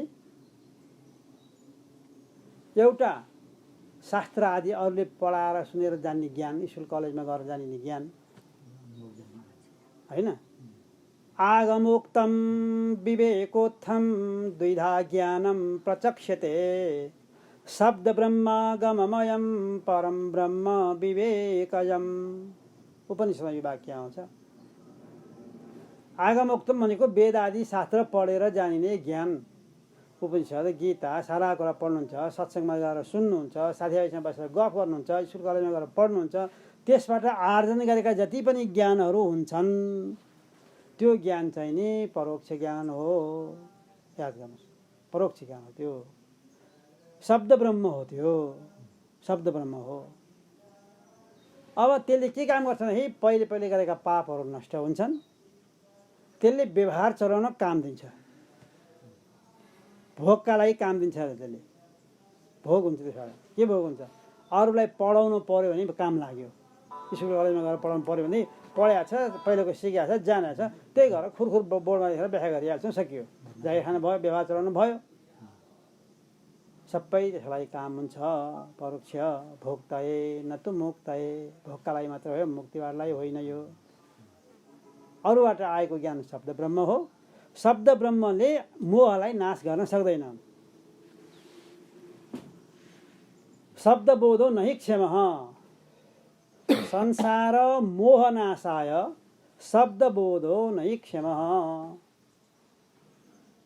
संसारको मोह नाश गर्नको लागि यो शब्द ज्ञानले हुँदैन। यो शब्द ज्ञान त व्यवहार चलाउनलाई काम लाग्छ, जागिर खान काम लाग्छ, पढाउन काम लाग्छ, सारा व्यवहार चलाउनलाई काम लाग्छ यो सबै। तर मोह नाश गर्न चाहिँ काम लाग्दैन। यो शब्द बोधो नहि क्षमः। न निवर्तेत तिमिरम कदाचित दीप वार्तया। के त्यो शब्द ज्ञान यहाँ कस्तो भनेदेखि, तपाईँ क्लासमा पढाउन जानुभयो, तपाईँलाई के थाहा छ भने बत्ती बालेपछि अन्धकार नाश हुन्छ नि थाहा छ। अनि क्लासमा गएर के भने बुझ्यौ, अन्धकारलाई हटाउने तरिका स्विच अन गर न, बत्ती सबैजना गरिरहेको छ, फिट गरेको छ, तिमी स्विच अन गरिदेऊ, बत्ती बल्छ, अन्धकार नाश हुन्छ। रातिको क्लास चलिरहेको छ मजासँग। अब नाइट क्लास पनि कलेज नै हुन्छ नि। अनि त्यो विद्यार्थीहरू के सोध्यो भने सर लोड सेडिङ भएको छ नि के गर्ने, समस्या त विद्यार्थी ल्याइहाल्छन्। त्यसै भए इमर्जेन्सी लाइट ल्याउनुपर्छ, चार्ज गरेर राखिरहनुपर्छ। इमर्जेन्सी लाइट राख्यो भने त्यो बाल्यो भने झल्ल उज्यालो भएछ, क्लासले मिल्छ, तिमीहरूलाई पढ्न मिल्छ। त्यो चार्जै गर्न बिर्सेछ सर, अब के गर्ने? समस्या त उनीहरू विद्यार्थीको समस्या आउने हो, चार्जै गर्न बिर्सेछ। त्यसै भए मोमबत्ती लिएर आऊ, मोमबत्ती बाल, सबैको अगाडि एक एउटा मोमबत्ती राख, प्रत्येक विद्यार्थीको अगाडि एक एउटा मोमबत्ती राख, पुग्छ तिमीहरूलाई। तपाईँलाई थाहा छ, बताउनु भयो नि। मोमबत्ती ल्याएर बाल्यो भने पनि त्यहाँ अन्धकार नाश हुनेवाला छ है, नाश हुनेवाला छ। साँच्चीकै एक दिन के भएछ भने लोड सेडिङ पनि भएछ, बत्ती चार्ज गर्न पनि बिर्सेछन्, अनि मोमबत्ती चाहिँ ल्याएर राखेर चाहिँ रहेछ, सलाई ल्याएन। अनि मोमबत्ती बाल्न पाएन, सलाई मोमबत्ती बल्थ्यो, सलाई ल्याउन पाएन। अब जति बत्तीको कुरा गरे पनि, कति कुरा गऱ्यो नि बत्ती, यो बत्ती जे हेऱ्यो नि, चाहे त्यो बिजुली बत्ती बाल अन गर, चाहे इमर्जेन्सी लाइट बाल, या चाहे मोमबत्ती जान्छ भनेर भने काम लाग्यो त? बाल्या छैन, उज्यालो त हुँदै भएन नि, अँध्यारै भयो। त्यसैले ननिवर्ते त तिमिरम, अन्धकार नाश हुनेवाला छैन, कदाचित दीप वार्तया, बत्तीको कुरा गर्न जान्दैमा बत्तीको कुरा गर्न जान्दैमा अन्धकार नाश हुनेवाला छैन, बत्ती बाल्नै पर्छ है। त्यस्तै दुई प्रकारको जो ज्ञान छ, एउटा शब्द ज्ञान, आगमोक्तम, आगमबाट अरूबाट आए सिकेर गएको ज्ञान, आगमोक्तम विवेकोत्थम, एउटाको विवेकबाट उत्पन्न भएको ज्ञान। द्विधा ज्ञानम प्रचक्षते शब्द ब्रह्मागममयम। शब्द ब्रह्म चाहिँ के हो? अरूबाट आएको ज्ञान हो, किताब पढेर जानेको ज्ञान हो, सत्संगमा गएर सुनेर पाएको ज्ञान हो, साराबाट आएको ज्ञानलाई भन्छ आगमोक्तम। त्यसले परोक्ष ज्ञान मात्रै हुन्छ। अब अर्को क्या हो? विवेकोत्थम, विवेकबाट उत्पन्न भएको ज्ञान चाहियो। त्यसैले परम ब्रह्म विवेकजम, शब्द ब्रह्मले मोह नाश गर्नेवाला छैन। शब्द ब्रह्म भनेको यो किताब पनि तपाईँको घर घरमा किताब पुस्तक हुन्छ, रामायण छ, महाभारत छ, जसका हरानी केही न केही हुन्छ नि, त्यो सबै शब्द ब्रह्म हो। खोइ त ज्ञान त हराइन्छ भने विवेकबाट उत्पन्न भएको ज्ञान हुनु पर्यो। सुन्जीका कुराहरूलाई श्रवणको साथसाथै अब मनन गर्नु पर्यो। अब मनन गरेपछि विवेकबाट उत्पन्न हुन्छ। अब त्यसलाई कन्टिन्युटी दिने बित्तिकै विवेकबाट उत्पन्न भएको जो ज्ञान हो, त्यो ज्ञानले के गर्छ भनेदेखि त्यो विवेक गरिसकेपछि, मनन गरिसकेपछि त्यसमा उत्तम ज्ञान पैदा हुन्छ। उत्तम ज्ञान वेदान्तार्थ विचारेण जायते ज्ञान उत्तमम, तेन, त्यही उत्तम ज्ञानले नै, तेन यो सारा संसारको जति पनि छन् देखाएका माया र मायाका कार्यहरू छन्, यी सबलाई नाश गरिदिने काम त्यही विवेकबाट उत्पन्न भएको ज्ञानले मात्रै गर्न सक्छ। त्यसैले शास्त्रले बताएको छ तेनत्यन्तिक संसार दुःख नाशो भवत्यनु, संसारको दुःखलाई नाश गरिदिने त्यही विवेकबाट उत्पन्न भएको ज्ञान, जसलाई भन्छ अपरोक्ष अनुभव। यो त भयो अपरोक्ष अनुभवले नाश गर्छ भन्ने कुरो चाहिँ भयो। अब कसरी गर्ने कुरो चाहिँ आयो यहाँ। अब हेर्नुहोस्, अब प्र्याक्टिकल आयो। अहिलेसम्म ज्ञान मात्रै भएको थियो, अब विज्ञान चाहियो। जो हामी विज्ञान भन्छ नि, साइन्स भन्छौँ नि भौतिकमा पनि, त्यो पनि किन भने भन्दाखेरि विशेष ज्ञान, विज्ञान भनेको विशेष ज्ञान। उदाहरणको लागि एउटा मान्छेले साइकल चलाउनु पर्यो, अनि के भने साइकलमा बसेर मजासँग दुईवटा पाउदानलाई मजाले चलायो भनेदेखि खोरो गएर जाँदाखेरि यसरी चलाउनुपर्छ भन्यो। मान्छे आयो भने घन्टी लाउनुपर्छ भन्यो, अगाडि केही आयो भने ब्रेक लाउनुपर्छ भन्यो, सिक्यो, सबै कुरा सिक्यो। शब्द ज्ञान त भयो। त्यो शब्द ज्ञान हुँदैन साइकल चलाउनु जान्दैछ त? सम्भवै छैन। चढ्नु लाग्यो भने डङ्गडङ्ग लडिहाल्छ। अब प्रयोग गर्नु पऱ्यो। अब प्र्याक्टिकल नलेज चाहियो, उसलाई विज्ञान चाहियो। अब ज्ञानले पुगेन, अब शब्द ज्ञानले पुगेन, शास्त्र ज्ञानले पुगेन, थ्योरीले मात्रै भएन। अब प्र्याक्टिकल पऱ्यो। हो, साइन्स भनेको त्यो प्र्याक्टिकल गर्छ, त्यसैलाई उसलाई चाहिँ विज्ञान भनेको विशेष ज्ञान, अनुभवले सहित भएको प्र्याक्टिकल गरेको। यो प्र्याक्टिकल अब साइकल चढ्ने प्र्याक्टिस गरिसकेपछि अब मजासँग साइकल घुर्र लैजान्छ उसलाई। त्यस्तै अब वेदान्तमा नि परोक्ष ज्ञान त भयो, अपरोक्ष ज्ञान यसरी हुन्छ भन्ने कुरो पनि भयो। कसरी अनुभव गर्ने त्यसो भएदेखि? अपरोक्ष अनुभव, अपरोक्ष ज्ञान। अलि राम्रैसँग सुन्नुहोस् यसलाई। यो प्रश्नको उत्तर चाहिँ मैले शङ्कराचार्य, म आफूले अनुसन्धान गर्ने गुरुहरूसँग सोध्ने छ। हालसालै भर्खरै मात्रै अस्ति मात्रै मैले शङ्कराचार्यलाई सोधेको थिएँ। शङ्कराचार्यको उत्तर दिन्छु तपाईँलाई है। अस्ति मात्रै आउनु भएको थियो नि शङ्कराचार्य, होइन? अनि उहाँ कसैले त्यहाँ कमलपछि अग्रवाल भवनमा भएको थियो। अनि कसैले दलितका बारेमा फेरि हामीलाई दलित भनेर हेला गरे, यसरी गरे, किन गरे भने पनि गर्ने। कसैले के कुरा यसरी ल्याए पनि। अब शङ्कराचार्यसँग दलितको कुरा सोधेर के काम? अरू बाहिरको कुरा सोधेँ। मैले चाहिँ ज्ञानको कुरा पो सुन्नुपर्छ। शङ्कराचार्य त्यत्रो गुरु, त्यस्तो पो सुन्नुपर्छ भनेर अनि मलाई चाहिँ असह्य भएर अनि मैले सोधेँ। अनि मैले त्यही भने अपरोक्ष अनुभव कसरी गर्ने, अपरोक्ष ज्ञान कसरी गर्ने, कमसेकम त्यो गुरु उहाँहरूको अनुभव सुन्नु पऱ्यो, सिक्नु पऱ्यो। सजिलोसँग भनिदिनु बाबाले के भन्नुहुन्थ्यो, तिमीलाई कहाँ त्यो परोक्ष भएको छ र? ज्ञान त तिमीलाई अपरोक्ष छ नि भनिदिनु भयो। ज्ञान त तिमीलाई अपरोक्ष छ नि। कति सजिलो हेर न, दाइ राम्रोसँग सुन्नुहोस्। अपरोक्ष छ नि ज्ञान। आँखाले दृश्य देखा हो कि होइन? देखा हो, दृश्यको ज्ञान। कानले शब्द सुनायो होइन? शब्दको ज्ञान। नाकले गन्ध सुनायो होइन? त्यसको नि ज्ञान। जिब्रोले स्वाद ल्यायो होइन?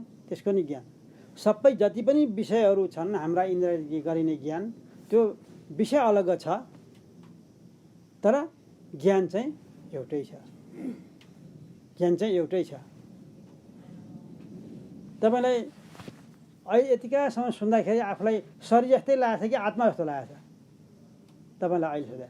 शरीर छुट्टै हो, आत्मा छुट्टै हो त्यो लागेको छ। त्यो ज्ञान हो कि नि त? हो कि होइन? तपाईँलाई भएको ज्ञान हो कि आफैलाई भएको हो कि होइन? परोक्ष हो, कहाँ कहाँ स्वर्ग जस्तै थाहै नभएको हो होइन। तपाईँलाई आफैलाई अनुभव भएको ज्ञान हो नि त। मलाई थाहा छ, अहिले अनुभव छैन, अहिले थाहा छ नि त। शरीर अलगै हो, आत्मा अलगै हो। आत्मा चेतन स्वरूप छ, शरीर जड छ।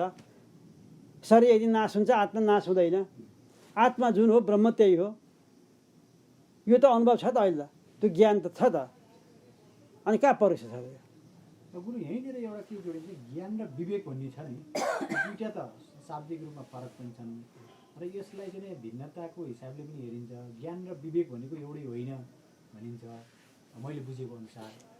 ज्ञान चाहिँ हासिल गर्न सकिन्छ, तर विवेक भन्ने कुरो चाहिँ त्यो जन्मदैखेरि पहिले प्रारब्धबाट लिएर आइएको हुन्छ भनेर भन्छन्।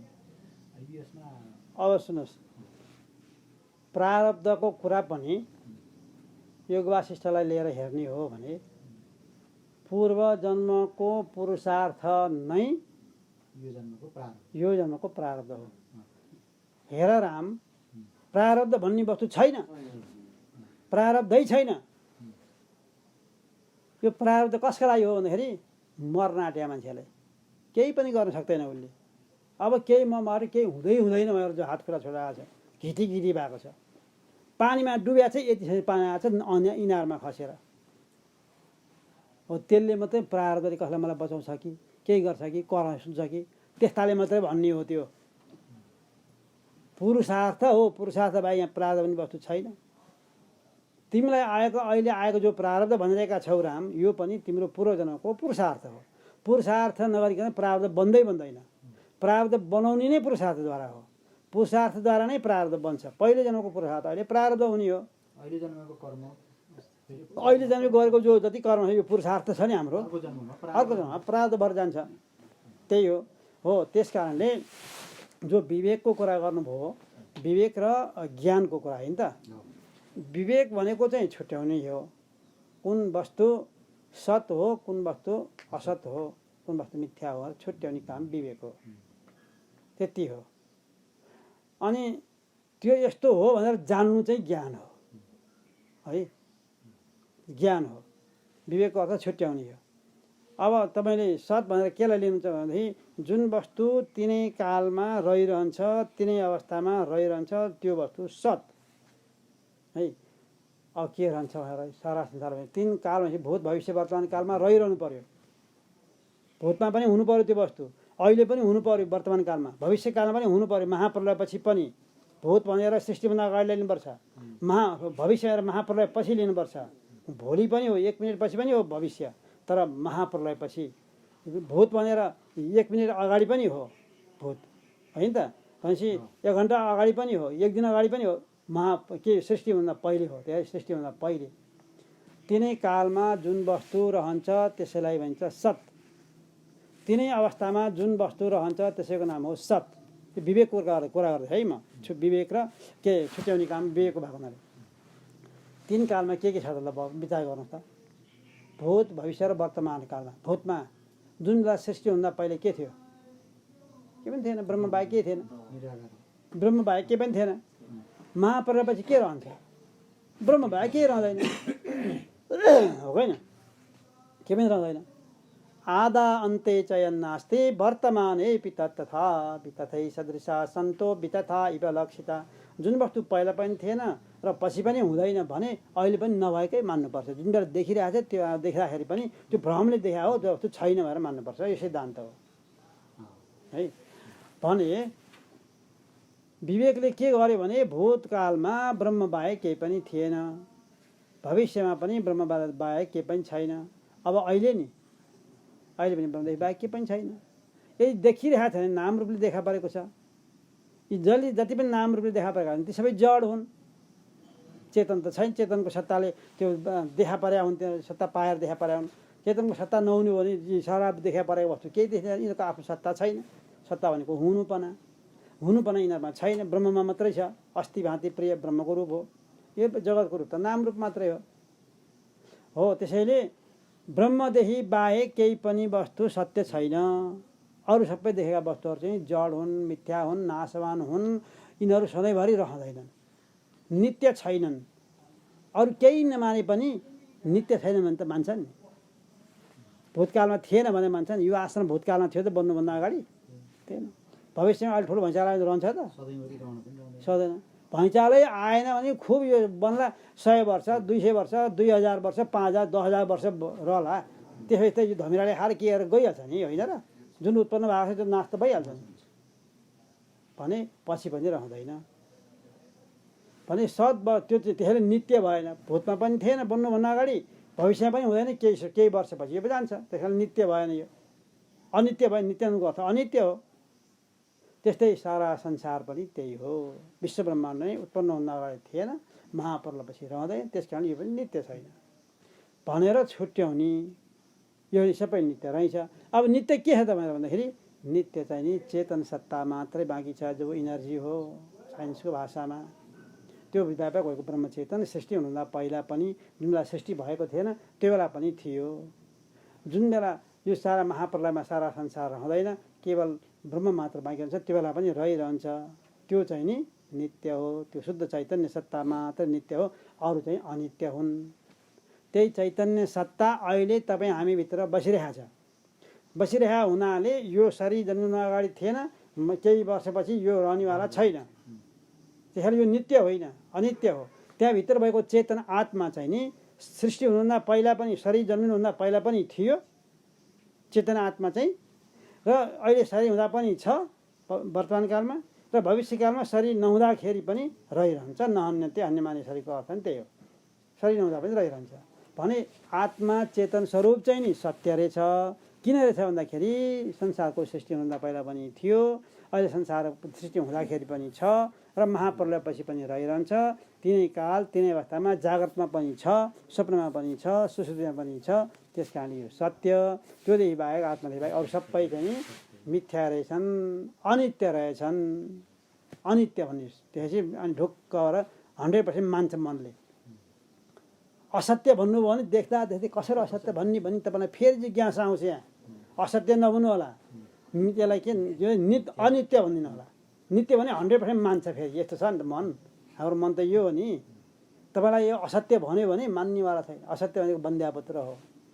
सत असत र मिथ्या तिनवटा वस्तु छन्। सत ब्रह्म हो, असत बन्द्यापुत्र हो, बाँझीको छोरो। असत छँदा पनि छैन, देखा पनि देखिँदैन। मिथ्या भनेको देखिनमा चाहिँ छ, हुनमा चाहिँ छैन है। मिथ्याको अर्थ त्यो हो। जस्तै उदाहरणको लागि मरुभूमिमा पानी देखिन्छ नि। मरुभूमिमा मजा छ। बस यात्रा गरेको बसभरिका मान्छेले देख्छन्, यहाँ पानी रहेछ, ल यी भात पकाएर खाउँ भनेर अनि जारसार बोकेर पानी लिन जान्छन्। त्यहाँ पुगेर 2-3 जना मान्छे पानी लिन गएको थिए। त्यहाँ भयो त पानी छैन, पानी नै छैन भनिदियो। हे त्यत्रो पानी देखाएको चाहिँ के यिनीहरू कहाँ ल्याउन लागि गाह्राले, खोइ यसलाई पठा। अर्को जान्छ, अरू 2-3 जना जान्छन्, तिनीहरू पनि त्यहाँ त पानी छैन भन्छन्। पछि त त्यो बसभरिका मान्छे जाउँ त उहीँ पानीमै लिएर बस्नु त, किन यहाँ बस्नु पऱ्यो भनेर बसलाई लिएर उहीँ पुग्छन् त पानी नै छैन। पानी देखा हो, पानी छैन। वस्तु शून्य प्रतीति मिथ्या। मिथ्याको परिभाषा वस्तु शून्य प्रतीति। पानी भन्ने वस्तु शून्य, शून्यको अर्थ छैन। पानी भन्ने वस्तु छैन। प्रतीति भनेको देखिनु, देखिन्छ। यसको नाम हो मिथ्या। मरुभूमिमा पानी छैन तर देखिन्छ। त्यो देखिएको पानी मिथ्या। अहिले यहाँ खोला, यहाँ पानी, यहाँ ल्याएको पानीलाई मिथ्या भने होइन। यो व्यवहारिक सत्तामा सत्य छ। यिनीहरू व्यवहारिक सत्तामा सत्य छ, याद गर्नुहोस्। मिथ्या भनेको जो हो, जहाँ पानी छैन त्यहाँ नभएको पानी केही देखियो भने त्यो पानी चाहिँ मिथ्या। पानी भन्ने वस्तु छैन त देखिन्छ। त्यसै गरी ब्रह्ममा, सच्चिदानन्द स्वरूप भएको जो ब्रह्ममा जगत भन्ने वस्तु छैन। असङ्ग स्वरूप भएको हुनाले केही पनि टाँसिँदैन, केही पनि छैन। त ब्रह्ममा नभएको जगत देख्यो भने त्यो देखिएको जगत मिथ्या, वस्तु शून्य प्रतीति। हेर्नुहोस्, त्यस कारण मिथ्या भने छैन भने नदेखिने भने देखिन्छ। मिथ्याको अर्थ नदेखिने होइन, देखिन्छ तर हुनमा छैन। नित्य छैन। यो नित्य छैन भनेर बुझ्न सक्छ, तर बिल्कुल छैन भने मान्नेवाला छैन कोही पनि। त्यहाँदेखि अनित्य भनेर भनिदियो भने मानिहाल्छ, सिधै मान्दछ। त अनित्य वस्तु भन्दा भन्दै किन लाग्नु त अनित्यतिर? त नित्यतिर लाग्नु पऱ्यो नि त। आफू त नित्य स्वरूप हो। त्यसैले तपाईँले भनेको पनि यसमा आयो। अब त्यो ज्ञान चाहिँ तपाईँलाई अपरोक्ष ज्ञान चाहिँ तपाईँलाई भइरहेकै छ शङ्कराचार्यको भाषामा। तपाईँलाई कुन चाहिँ ज्ञान अपरोक्ष, कुन चाहिँ परोक्ष मात्रै भएर अपरोक्षै छ नि। आत्मा हो भन्ने अपरोक्षै छ, आत्मा सच्चिदानन्द स्वरूप हो भने अपरोक्षै छ। तपाईँलाई ज्ञान भइरहेको अहिले भइरहेको विपनामा भएको हो। डोरीमा सर्प देखाए जस्तो मन्द अन्धकार मन्द प्रकाशमा भने होइन। अहिले झलमल्ल उज्यालो लागेको बेलामा देखिया मरुभूमिमा पानी देखाए त्यो पनि होइन। आफ्नो अगाडि त्यति मात्र होइन, बाहिर होइन, यहीँ अनुभव भइरहेछ। तपाईँलाई हरेक वस्तु अनुभव भइरहेछ। म ब्रह्मस्वरूप हुँ, आत्मस्वरूप हुँ, आत्मा ब्रह्म एउटै हो, वेदको वाक्य यो हो, अनुभव भइरहेछ, अपरोक्ष अनुभव भइरहेछ। तपाईँको ज्ञान जति जम्मै अपरोक्ष हो। त्यसले ब्रह्मको स्वरूप अस्ति भाँति प्रिय हो, नाम रूप मात्रै जगतको हो। तपाईँलाई प्रत्येक वस्तु देखे ज्ञान हुनुपर्छ। ब्रह्म देखिरहेको छ, तपाईँले ब्रह्म देखिनुको ब्रह्म देखिँदैन, तर ब्रह्मको सत्ता पाएर नाम रूप देखा परेका छन्। ब्रह्मको सत्ता पाएर यी सारा संसारहरू देखा परेका छन् अस्ति भाँति प्रियको रूपमा। अस्ति भनेको हुनु। यो आश्रम छ कि छैन? छ। ब्रह्म व्यापक भएको हुनाले ब्रह्म अस्ति भनेको छ, ब्रह्मको हुनुपनाले गर्दाखेरि र यो घरभित्र, यो भवनभित्र, यो आश्रमभित्र सबैतिर ब्रह्म ओतप्रोत भएर अनुसूचित भएको छ। त्यस कारणले ब्रह्मको अस्तित्वले छ भन्ने हुनुपनाले गर्दाखेरि यो छ देखिनमा आएको छ। भाँति यसको भान भएको छैन त। ब्रह्मको स्वरूप भाँति भान हुने भएको हुनाले यसको भान भइरहेछ। ब्रह्म छ नि सबैतिर भित्र टनाटन प्रिय। ब्रह्म प्रिय स्वरूप भएको हुनाले यो आश्रम प्रिय लागेको छ। त्यही भएर त आयौँ नि हामी, होइन र? प्रिय आयौँ हामी। अब बाँकी नाम र रूप यो चाहिँ मिथ्या हो, यो बिग्रिन नि सक्छ।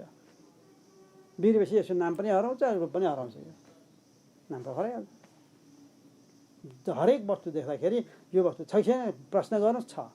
छ भने ब्रह्मको अस्तित्वले देखा परेको भनिहाल्नुहोस्। त्यहाँ विचार गर्ने यही हो। विवेकबाट उत्पन्न हुने ज्ञान भनेको यही हो। हरेक चिजमा देख्न सक्नुहुन्छ। जे देख्यो यहाँ चकडी राखेको छ, यहाँ त्यो चकडी छ कि छैन? छ। ब्रह्मको अस्तित्वले देखा परेछ। ब्रह्मको भाँति रूपले भान भइरहेछ। ब्रह्म प्रिय भएको यसको प्रिय रूप भइरहेछ। किन यो भरि ब्रह्म छ, दायाँ बायाँ तल माथि भित्र बाहिर। घैँटोमा माटो कहाँ कहाँ छ भन्नुहोस् न? घैँटोमा माटो कहाँ कहाँ छ? घैँटोको हरेक कुनामा छ, सबैमा छ, होइन? घटकुड्यादिकम सर्वम मृत्तिका मात्रमेव छ। घैँटा गाह्रो जे वस्तु सबै माटो मात्रै हो। माटो सिवाय केही पनि छैन त्यहाँ, होइन त? माटो मात्रै हो। घैँटो भनौँ माटो मात्रै हो। घैँटोको उपादान कारण माटो हो, माटो बाहेक केही पनि छैन। तद्वत् ब्रह्म जगत सर्वम इति वेदान्त डिम्डिमः। त्यसै गरी सम्पूर्ण जगतभरि ब्रह्म नै ब्रह्म ओतप्रोत भएको छ। घैँटा गाग्रा पाला सुराईभित्र माटै माटो अनुसूचित भएर गए चाहिँ नाम मात्रै, नाम रूप पाला भनिन्छ, नाम अलगै हो, रूप अलगै हो। कतारो भनिन्छ, सुराई भनिन्छ, मकल भनिन्छ, यी सबै नाम रूप अलग अलग छन्, व्यवहार पनि अलग अलग हुन्छ, तर हो त माटै मात्रै नि। त्यसै गरी सम्पूर्ण चराचर जगत पनि विभिन्न रूपमा व्यवहार गरिरहेका छौँ हामीले। छन चाहिँ ब्रह्म मात्रै हो। तद्वत् ब्रह्म जगत सर्वम, सम्पूर्ण जगतको रूपमा ब्रह्म ओतप्रोत भएर बसेको छ। सम्पूर्ण जगतको ब्रह्मको विवर्त हो। जसरी भाँडा कुँडाहरू जम्मै माटोको विवर्त हो। माटोले आफ्नो माटोपनालाई नछोडिकन घैँटा गाग्रोमा देखा परेको हो। नाम रूप अलग भयो। घैँटो फोडिदियो भनेदेखि घैँटो बनाएको थियो, फोडिदिनु भयो तपाईँले। अहिलेसम्म बनाएको थियो, नाम पनि थियो घैँटो भन्ने, रूप पनि थियो यस्तो आकार भएको, उत्पन्न पनि भयो, नाम रूप उत्पन्न भयो। अब एउटा मुङ्रो ल्याएर झ्याममा हानिदिनु, माटा घैँटो फुट्यो भयो। फुटेपछि अब घैँटोको नाम छ त त्यहाँ? घैँटो कसैले भन्छ? फुट्यो नि घैँटो त, नाम कसैले भन्छ? भन्दैन। त्यो घैँटोको रूप छ छैन? यी नाम रूप खत्तम भयो। अहिले नाम रूप उत्पन्न भएको थियो, अहिले नाम रूप गयो। अब माटो नि, अहिले घैँटो हुँदाखेरि पनि माटो थियो त्यसैमा। अब घैँटो फुटेर टुक्रा टाक्री भएर खबटा भएर जाँदा पनि माटो त त्यही खबटामा छ नि। माटोको त नाश त भएन नि, होइन त? त्यसै गरी सम्पूर्ण चराचर जगतमा नाम रूप मात्र खडा भएका छन्, ब्रह्म मात्र भएको, ब्रह्मै मात्र छ। ब्रह्मको विवर्त जम्मै। तद्वत् ब्रह्म जगत सर्वम इति वेदान्त डिम्डिमः। ब्रह्मदेखि बाहेक केही पनि छैन। नाम रूप खडा भएका छन्, त्यति हो। नाम रूप उत्पन्न पनि हुन्छ, नाश पनि हुन्छ। घैँटो उत्पन्न भए चाहिँ नाश भए चाहिँ ब्रह्म मात्र छ। त्यो ज्ञान प्रत्यक्ष छ, अनुभव अहिले हामीलाई अहिले नै अनुभव छ। त्यसैले अपरोक्ष नै छ ज्ञान परोक्ष कहिल्यै छैन तपाईँलाई। ज्ञानम एकम सदा भाति, याद गर्नु, यसलाई असाध्यै गहिरो छ। ज्ञानम एकम सदा भाति सर्वावस्था सुनिर्मलम मन्दभाग्या न जानन्ति स्वरूपम केवलम बृहत् स्वरूप भएको सम्पूर्ण चराचर जगतलाई ढाकेर बसेको जो ब्रह्म हो, त्यो सबैतिर ब्रह्म ओतप्रोत ब्रह्मै ब्रह्म व्याप्त छ्याल व्याप्त तदै छ। जहाँ हेरे पनि ब्रह्म देखिरहेको छैन। हामीले माथितिर जहाँ हेरे पनि आकाश छ नि, त्यो जहाँ पुगे पनि आकाश छ। युरोप अमेरिका जुनसुकै देशमा जुनसुकै कुनामा जाउँ हामी, हाम्रो शक्तिले भ्याएसम्म गयौँ भने त्यहाँ आकाश छ नि। हो त्यस्ता अनन्त अनन्त आकाशहरू पनि जुन ब्रह्ममा कल्पित भएर बसेका छन् भने त्यो ब्रह्म कति व्यापक होला, कति व्यापक होला। हो त्यो ब्रह्म ज्ञान स्वरूप भनेको त्यही ब्रह्म हो। ब्रह्म भन्नु र ज्ञान भन्नुमा फरक छैन याद। जो ब्रह्म हो त्यही ज्ञान हो है। त्यसैले ज्ञानम एकम सदाभाति, त्यो ब्रह्मको ज्ञान सदा भइरहेको छ हामीलाई हरेक ठाउँमा। हरेक जे वस्तु देख्दा पनि भइरहेछ, जे वस्तु सुन्दा पनि भइरहेछ, ज्ञान भइरहेछ त्यो। त्यसैले सर्वावस्था सबै अवस्थामा, जागृतमा पनि देखेका छौँ ज्ञान भइरहेछ, सपनावस्थामा पनि देखेर गए सबै कुरा भइरहेछ त्यो पनि ज्ञान भइरहेछ, सुषुप्तिमा सबै कुरो त्यो ज्ञान स्वरूप भएर अनुभव गरिरहेछ, ज्ञान स्वरूपमा स्थित भएको छ, ज्ञानको अनुभव भइरहेछ। केही पनि छैन सुषुप्तिमा, केही पनि छैन भन्ने कुरो त ज्ञान आफैलाई भएको हो नि त, के होइन? अर्काले भन्दा भएर पत्याएको हो त? के सुषुप्तिमा केही पनि छैन भने ज्ञान कसलाई भएको हो? ज्ञान त भइरहेको छ नि त, सुषुप्तिमा नि छ। सर्वावस्था सुनिर्मलम, तर सबै वस्तु देख्दा चाहिँ ब्रह्म सबैतिर अनुभव गर्दा गर्दै व्यवहार गर्दा गर्दै पनि मन्दभाग्य नजानन्ति, जसले विवेक गर्दैन त्यो मन्दभाग्य हो। विवेक गरेको खण्डमा त सबैतिर ब्रह्मै ब्रह्म त ओतप्रो छ नि, हरेक ठाउँमा कहाँ छैन र भन्नुहोस् न। सबैतिर ब्रह्म छ। त्यही तपाईँ त्यही ब्रह्म हो, तत्त्वमसि त्यही ब्रह्म हो, अहम ब्रह्मास्मि म त्यही ब्रह्म हो। यो अनुभव भइरहेछ। यो अनुभव अपरोक्ष अनुभवै हो, ज्ञान अपरोक्ष अनुभवै हो। ज्ञान कहिल्यै परोक्ष हुँदैन, ज्ञान सधैँ अपरोक्ष भइरहेको हुन्छ। यति हो। वासना के छ तपाईँको? विषय वासनातिर अझै मन गएको छ भने, सङ्कल्प विकल्प गर्छ मनले भने, विषयतिर जान्छ भने विषय वासना बन्ने हो। अब मुक्ति भएको छैन। वासनाको क्षय भयो भने वासना क्षय नै मुक्ति हो, अरू मुक्ति केही छैन यहाँ। तपाईँलाई मुक्ति हुनु पर्दैन, तपाईँ आफै मुक्त हो, अहिले मुक्त हुनुहुन्छ। अहिले मुक्त स्वरूप छ हामी। कहाँ मुक्त छैन र? कहाँ बन्धनमा परेको छ र? हामी अहिले नै मोक्ष स्वरूपमै छौँ, अलरेडी मुक्त छौँ हामी। खालि बुझ्ने मात्रै कुरा हो यहाँ। तपाईँले कन्ट्रोल गर्नु तपाईँको मनलाई, मन विषय चिन्तन गर्नुहुन्छ नि विषय वासना बनाउँछ उसले। त्यही वासना हुनु नै बन्धन हो होइन? तपाईँले ब्रह्मचिन्तन गर्नुहुन्छ, म ब्रह्मस्वरूपै रहेछु, ज्ञान त मलाई भइ पो रहेको रहेछ, यो त सबै मायाले देखा परिएको छ, व्यवहारिक सत्तामा मात्रै पो रहेछ त, पारमार्थिक सत्ता त मदेखि बाँकी पनि रहेछ। म ब्रह्मस्वरूपमा, सारा जगत कल्पित पो भएका रहेछन्। कल्पित वस्तु कहिले सत्य हुन्छ र? डोरीमा कल्पित भएको सर्प कहिले सत्य हुन्छ र? टोक्छ र त्यसले? टोक्दैन नि। डोरीको सर्पले टोक्छ त? टोक्दैन नि। त्यस्तै सारा जगत पनि ब्रह्ममा कल्पित भएको छ भने हामीलाई त ज्ञान त अपरोक्ष भइरहेछ र, परोक्ष छैन। अपरोक्ष अनुभव कसरी गर्ने? यसरी गर्ने। तपाईँलाई अनुभव अपरोक्ष भइरहेकै छ, यही हो। नमाने हुनाले मात्रै हो। तपाईँ ज्ञान भइरहेछ, अज्ञान छैन तपाईँसँग। तपाईँ मोक्ष स्वरूपै हो, तपाईँ बन्धनमा पर्नुभएकै छैन। मनसा कल्प्यते बन्धो मोक्षते नैव कल्प्यते। बन्धन कल्पना गर्ने पनि तपाईँको मन हो, मोक्ष म भएँ भनेर निश्चय गर्ने पनि तपाईँकै मन हो। अब मनलाई कता लाने त? बुद्धि छ नि तपाईँ। त्यसलाई आनन्दको अनुभव गर्नुपर्छ। बस्नुहोस्, शान्त एकान्तमा बस्नुहोस्, वाणीलाई बन्द गरिदिनुहोस्, मनले 10 थरी कुरा नचिताउनुहोस्। मन वाणीलाई मनमा लानुभयो, वाणी बन्द भयो। मनले बाहिरका विषयहरू द्वैत नाशानु विषय बाट्न बढ्छ, यसले यस्तो चिताउनु हुँदैन भनेर बुद्धिलाई जिम्मा दिनुहोस्। बुद्धिले के छ? डिसिजन गर्छ।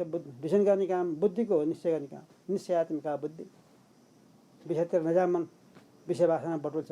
चिन्तन गर्छ भगवानको घर, चाहे सगुणको घर, चाहे निर्गुण घर, चुप लाएर बस।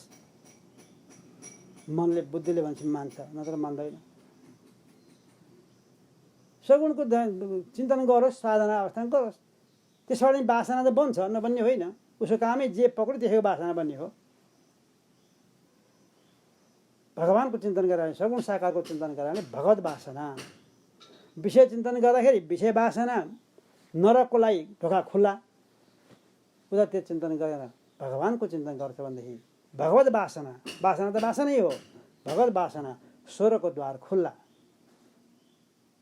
पुण्य उत्पन्न हुन्छ, स्वर्ग जान्छ। मलाई नरक जानु पनि छैन, स्वर्ग जानु पनि छैन, फेरि फर्केर आउनुपर्छ। कर्मिणो विनिवर्तन्ते निवर्तन्त उपासकाः ज्ञानिनो ननिवर्तन्त इति वेदान्त डिम्डिमः। त्यसैले कर्म गर्नेवाला कर्मिष्ठहरू पनि कर्मले फेरि फर्केर आउँछन् यही उपासना गर्ने उपासकहरू पनि फर्केर फेरि यहीँ आउँछन् जो ज्ञान प्राप्त गरेका छन् ज्ञान प्राप्त गरेको कहीँ जाँदा पनि जाँदैनन् अनि कहीँबाट आउनु पनि पर्दैन उनीहरू जाने आउने भनेको क्रमै उनीहरू ब्रह्मस्वरूपमा स्थित हुन्छ उता ज्ञानमा स्वरूपमा बसोस् त्यसैले तपाईँ के वासना नराख्नुहोस् के इच्छै नराख्नुहोस् अन्त ब्रह्मस्वरूप हौँ भनेर अहिले निश्चय गरेर बसिहाल्नुहोस् मन नचिताइकन होसमा बस्नु सक्यो काम विषय चिन्तन नगर्नु होसहरू भएर शान्त बस्नु बानी बन्द छैछ मनले विषय चिन्तन गरेन बुद्धिले देखेर नगर भनेर डिसिसन गर्दै हाल्ने गरेन तपाईँ होसहरूमा हुन्छ शान्त अब आनन्दको अनुभव तपाईँलाई बर्सिएन भने भन्नुहोस् न आनन्द आएन भने भन्नुहोस् न ब्रह्मको सदअंश म छु भन्ने पनि तपाईँलाई बोध भइरहेको हुन्छ चिद अंश मदेखि बाहेक के पनि छैन जानी पनि रहनु भएको छ तपाईँले चिद अंश पनि बोध हुन्छ आनन्दको त वर्षा भइरहेकै हुन्छ आनन्द अंश पनि अनि अद्वितीय पनि अंश छ अर्को मदेखि बाहेक के पनि छैन ब्रह्म मात्र छ मम मात्र है सर्वम खलविदम ब्रह्म ब्रह्मदेखि केही छैन भने